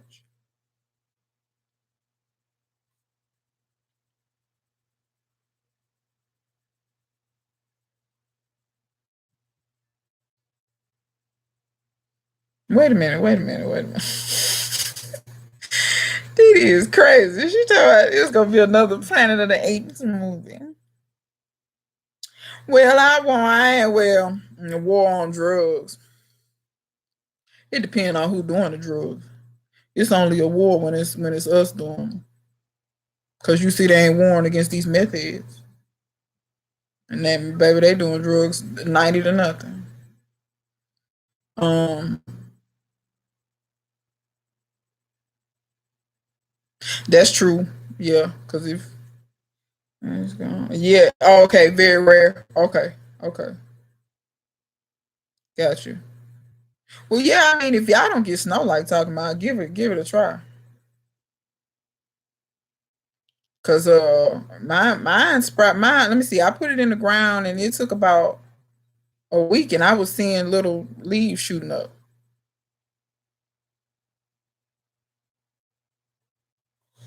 So it didn't take me long at all to I was actually that ginger was the latest thing I actually was excited to see it sprout. Cause like I said, I just I had a little bitty piece. It was about that big. Just a little piece. And I was like, this probably ain't gonna do nothing. But I had seen people doing it online, just throwing it in some dirt. And I did it. When I started seeing the little leaves shooting up, I was like, well, son of a gun. It's got several little leaves now. It's about 7 inches tall. Greens, greens grow the best. Um, any brassicas, to be honest with you, any brassicas. Uh, let me see what else. As long as we not getting no frost, sugar snap peas, celery, cilantro, uh, onions, garlic. But you're supposed to plant your garlic like in May, and then it'll be ready the next May. At least here, that's what you're supposed to do. Um, onions. Talking about the ginger. Now ginger multiplies by the roots. So, and I've seen people grow ginger in a pot, but just keep in mind, like, say your pot is like this, when the roots fill all that up, they won't be able to multiply no more. So does it take a lot of space? Nah, not really. I've seen people grow ginger in a pot indoors in the house. And that could be what you could try. Like if you got a decent sized pot, you could try it indoors if you don't have an issue, like I have with all these mongrels tearing up all your stuff. You could try it indoors. Um, but nah, ginger is kind of like, the more room the roots got to make the little ginger thingies. I guess you call them rhizomes, but the more room they got, the more they'll spread. But if they got a container, it'll just fill up the container. Just like turmeric. Turmeric grows the same way, but the top of turmeric, every time I see it, it get big. I've seen people growing in a container. I've also seen turmeric bust the container wide open. Like it was the roots got so tight in there, and they kept growing. It busted the container open too. But the tops of turmeric get big. Um, that I've seen. Now, this is my first year growing turmeric. My turmeric hasn't even come up yet. But I'll keep y'all abreast of. I haven't even. I did the video showing me planting it. That's coming up real soon. Because what I did was I harvested potatoes and stuff like that, and I got that stuff out of the way. And I did a turmeric bed, and I did some other stuff, which y'all will see when the videos come out. I got my potatoes out of the way so I could plant some corn too. Because a lot of times that's what I battle in my garden. I have to pull stuff to make room for other stuff. And I know that's not the case for like people like Dee Dee who grow at a community garden, or got Dee Dee got more space than I got because she got her community plot, and I think her sisters, and then she was growing at the house too, so she had a little bit more room than I had. So this I kind of fight with juggling stuff. Um, that's true, Dee Dee. I tend to grow because, for instance, there's a particular cabbage that actually is for hot weather that don't do well in the winter. But I tend to grow brassicas. Like the brassicas I grow in the winter are the ones that you'll see growing in more northern climates. Like Deborah Christmas grew a early Jersey Wakefield. No. Savoy. I think it was Savoy or something. And it was snow and ice on the ground. And that sucker had a nice head on it. And it was taking it cold and everything. So if I was y'all, I would find cabbages and brassicas that do better in the cold that can take a frost. Now I'll be honest, my Georgia collards, they do fine for me in the winter. But if I was anywhere north, like for instance, if I was in Arkansas where they kind of get snow and stuff, I wouldn't do Georgia collards. Georgia, they in the south. Do some other kind of collard that because I'm gonna tell you what they tend to do. Them Georgia collards will slow down on you if you get too cold. But if you grow another kind, they won't slow down. And they won't bolt on you either. Because sometimes they'll bolt on you. And when they bolt on you, you can't hardly eat them leaves. Sometimes them leaves be so bitter, you can't fool with them. It ain't good for nothing but bird food. So you know what I'm saying? So yeah, you do have to be leery about what variety you grow. Um, yeah, you have to be leery of that because like I said, I wouldn't even grow Georgia collards if I was too far north of Georgia, I wouldn't grow Georgia collards. I wouldn't.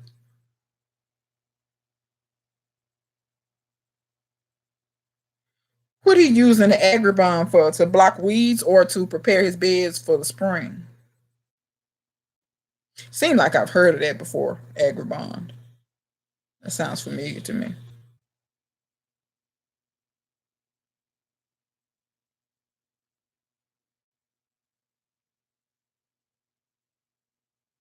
And J3GS, I didn't even know goldfish eat mosquito larvae. I had no clue.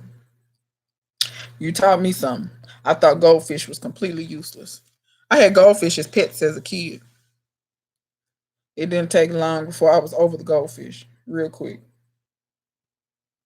Okay, it keeps snow and ice off your plants. Okay, that sounds like a plan. That sounds like a plan. I can believe that. Because when I got them frost that time, or there's been times before when we've actually gotten snow. It didn't stick, but we got it. And I've used a bunch of different methods to protect my plants. Um, yeah, you can do that. I've done something similar to that, putting a empty clear storage container over. I've done stuff real similar to that. I've done a lot of different methods. I've used plastic, and I know people be like, "Oh, plastic will rot you." It depends on how you do the plastic. It just depends on how you do it. You can rot stuff out with plastic, but I've never had that happen to me before. But I'm gonna be honest though, y'all ever notice sometimes you have to certain people you have to hand feed them. And I'm not saying there's nothing wrong with them, they just don't know. You know what I'm saying? And you have to like kind of spoon feed them. Like you have to give them every detail. Like they don't, like they say common sense ain't common sometimes. So I think it just depends on the person. See, I got real good common sense. You can't run nothing past me. I may not even know for sure what I'm talking about, but I know when something sound crazy. And then lo and behold, I go look it up and be like, and then the person who told me they'd be looking crazy. So, like I said, we in a day and age where common sense ain't common. We raise our kids to not think for themselves. But my mama wasn't like that because my mama tell me in a minute. Look, I got one brain, not two. You got some up there on top of your head, you better use it.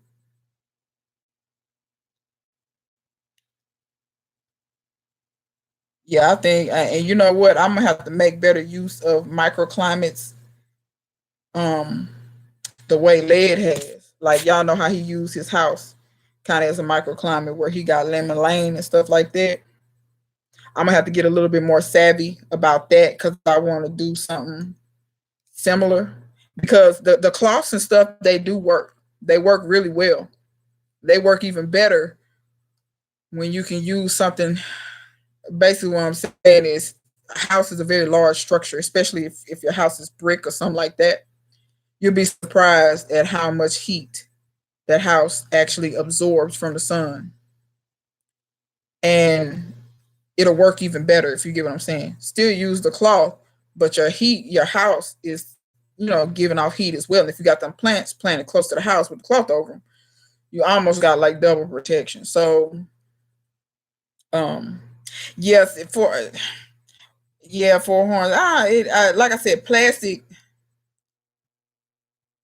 You got to do. That's the thing about plastic. You got to do it right, and I'm gonna tell you how. The only way it works right.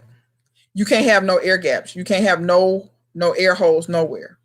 When I put plastic over my trees all the way around the bottom, it has to be completely sealed. It's got to be clear plastic because basically what I'm doing is creating a greenhouse.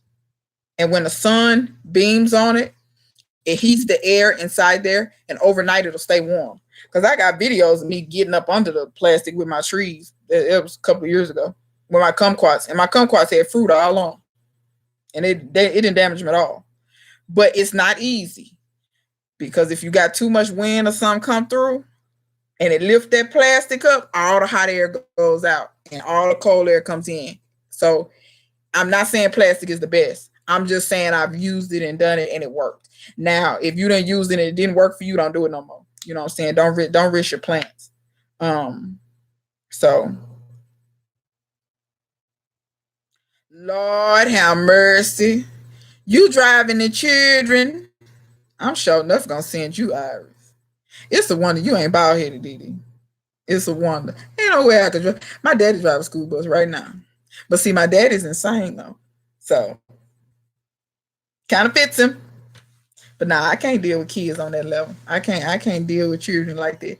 I will put a brick on that pedal of that bus and guide it right over into a ravine and jump out as it goes over the cliff. Okay, I feel you. Yeah. See, you can't have no gaps. But like I said, in your situation, I actually feel like the fabric might actually work better for you because of the way Florida weather is.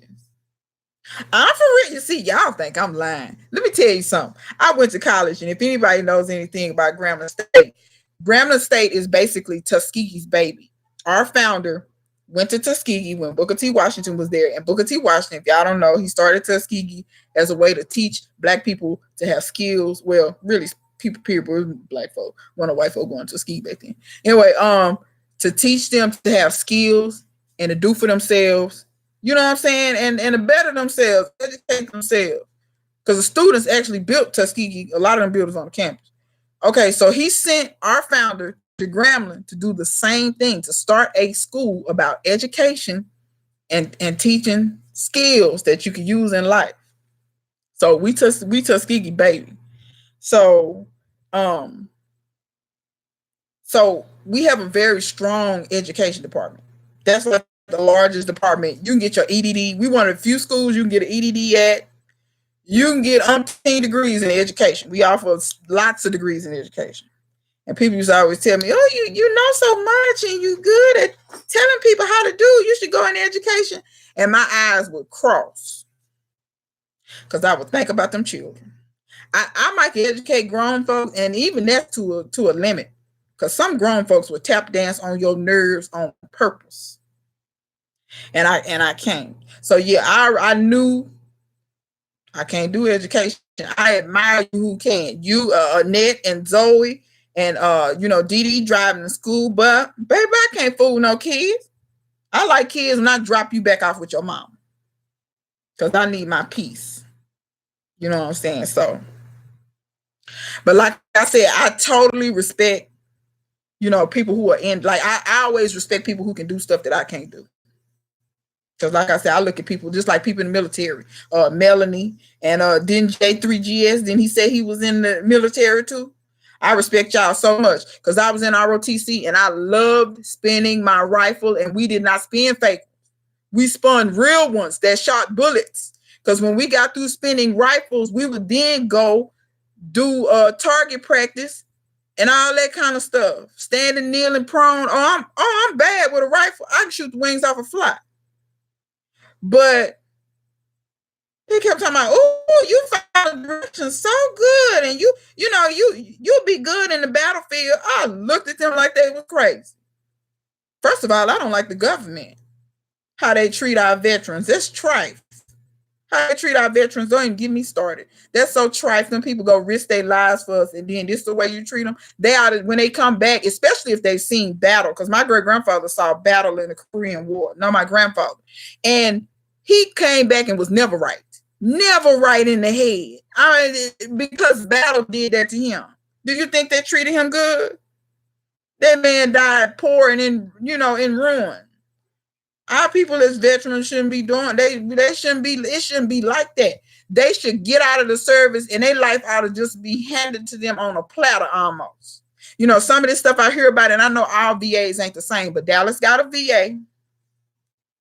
Some of this stuff I hear about at these VAs that they doing to these veterans.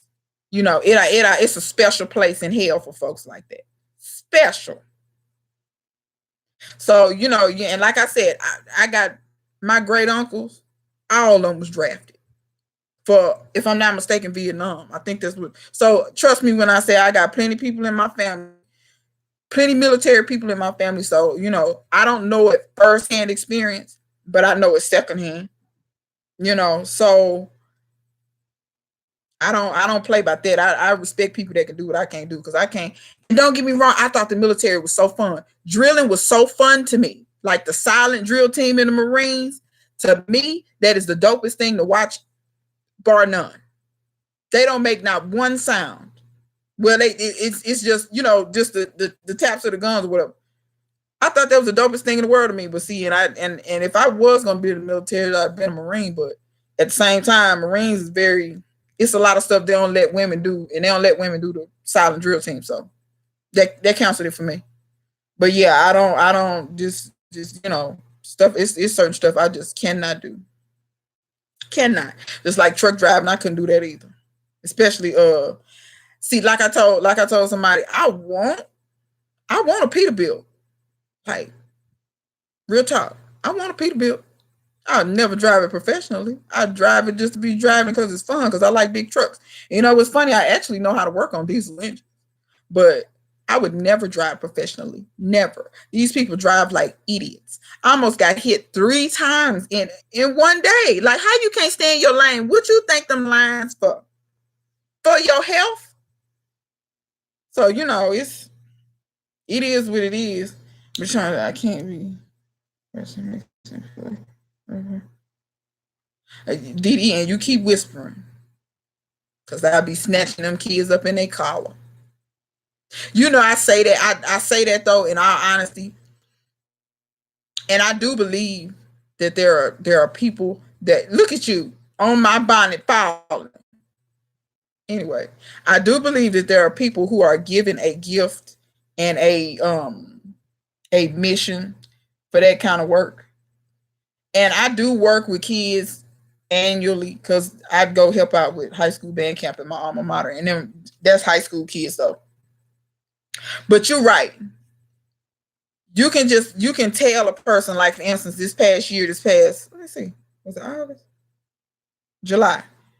This past July, you can say something to somebody or tell somebody, hey, that was nice, or like, for instance, say they've been struggling with something and they finally get it. You was like, see, you got it. You can tell when they not told that very much. And that just lets me know you go home and your mama probably screams at you all day long. And it's a sad, and it's very sad that, believe it or not, I think it's more kids often than not that just. But see, y'all don't want to. I don't think everybody should have kids. I think the vast majority of this nation need to be sterilized. Just being honest. Just being honest. Y'all get mad at me if you want to. I don't care. Everybody does not need to be having children, because some of these people, they hate themselves. And when you have that kind of energy in your body, especially as a woman, and you carry that child in your body and it's negative energy, and you give birth to that child has been living in a negative, harmful, toxic womb before they even hit the earth. And then they have to come out here in the world and all this negativity, and then you still negative. And you see what I'm saying? It's only about, I'm just real. I told somebody that and they thought I was crazy. And they had about 6 kids, and I was looking at them and I was thinking to myself, and you had 5 too many. But it's just, take it easy, original love bug. But I'm not trying to knock nobody. I'm not saying people are gonna be perfect parents. That's not what I'm saying. Y'all know what I'm saying, man. It takes more than just feeding a child. You have to do more than that. It takes more than that. Way more. And I'm gonna be honest, that's the reason I ain't got no kids. Because I said to myself, if I can't do no better than what my mama did, and my mama to me was an excellent mother. She was not perfect, but she was excellent. Where I am in my life, I'm not as compassionate as my mother was. See, she had that feature. I don't have that feature. Whatever that is, that feature, when you be, I don't have that. I don't have that. And maybe it was giving birth that changed her. I have no clue. Because I hear my mama was a pistol back in the day. I hear my mama used to kick all kinds of ass. That's what I did. And people have told me that. And I was like, what? And I never saw that from her. But I hear back in the day, she throwing them hands. So, but see, I be looking at it like, Lord, I'm still that way. And what if I have to give birth? And Lord, I be trying to kill a child. So I just, by choice, I don't have children. So, that I just spare myself. But you right. We got a license for everything else, but why not for kids? You right. And like I said, it's certain people I can look at them and I can tell, just like when Annette did her lives, she was so patient with her daughter. And a lot of and I see Children doing the exact same thing, just being kids, being jubilant and excited the way kids supposed to be. I see that in the grocery store. And then you see the woman just go off on their child. Like one time I was in the store, I was an aisle over, and I heard this woman cussing, and I knew they had to be cussing a grown person. I came around the corner, they was cussing a 3-year-old. It don't require all that. If it requires for you to cuss your 3-year-old like they grown, I'm talking about cussing like a sailor. You need to reevaluate your life choices. You might want to give that 3-year-old up for an adoption. Well, I say that, but then it's just like that woman that adopted all them kids and then drove off into a cliff and killed all of them. Don't even get me started. Because it's getting to a point where you can't even say that, give them up for an adoption. And I mean, yeah, I'm not saying all adoptive parents that way. Some people adopt children and really do love them and care for them. But I'm just saying it's getting to the point where it's hit or miss. You can't guarantee that the child will be adopted by somebody who actually cares. Because I don't understand how you go in your mind and say, and let me give y'all some backstory in case y'all hadn't heard about that story. This woman goes and adopts all these children. It's her and her wife. They went and adopted all these children, about 4 or 5 of them. All of them is dead now but one, because that one wasn't in the car with them. Gave all the children some type of sedative, gave the wife a sedative, and she got sloppy drunk. I think they said her blood alcohol was 0.5 or something like that. Got in the car and drove off a cliff, killed everybody. Why? She had gotten in trouble previously because she was abusing those children. And I hate to say this, but I'm just going to go and put it out here. I'm not saying that all people is like this. This was 2 white women adopted nothing but black and brown children. Not one of them was white. Most of them was black. One of them was Hispanic and the other one was Asian. She killed all those children. She got in trouble with CPS once. She moved. She was about to get in trouble with CPS again because the neighbors called on her because she was abusing those children, not feeding them, locking them in closets. And when she found out she was about to get in trouble again, that's the plan her and her wife come up with. We're just gonna kill ourselves and the kids.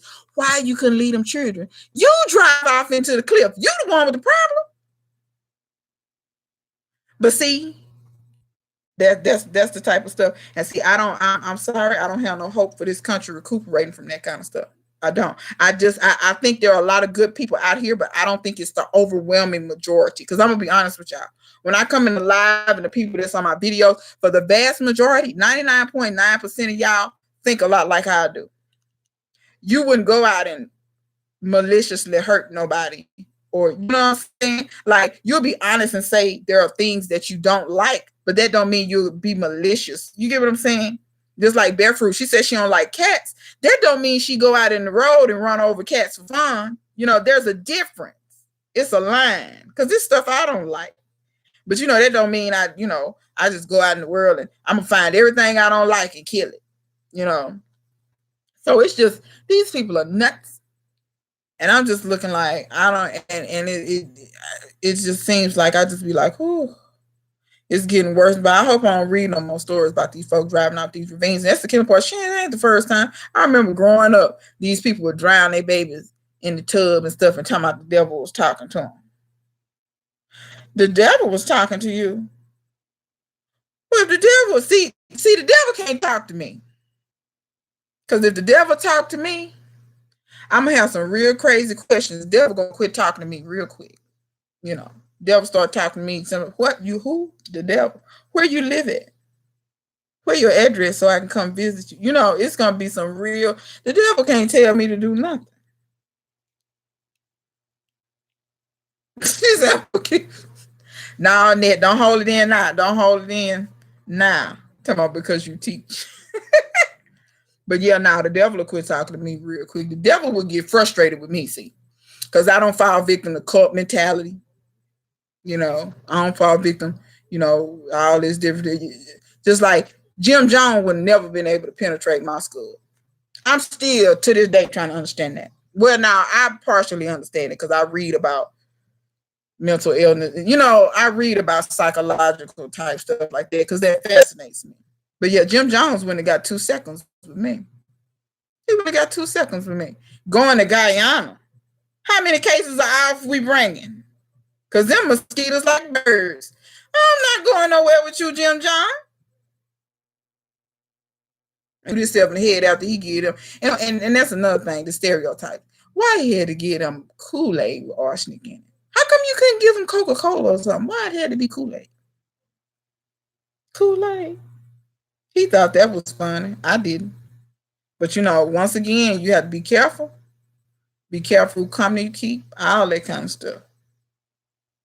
All right, Diddy.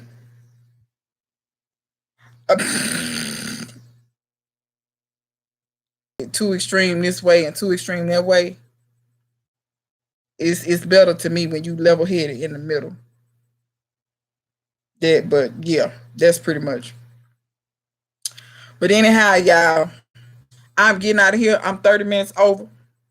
And I'm gonna holler at y'all later. I really appreciated y'all coming. I appreciate y'all staying for so long.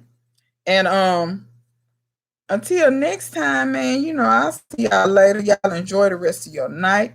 I'm trying not to be too much like Led Farmer. See, I ended before 4 hours, so I'm a little bit better than him. But that's in case he watched the video, because I know he might watch it later to hear a comment.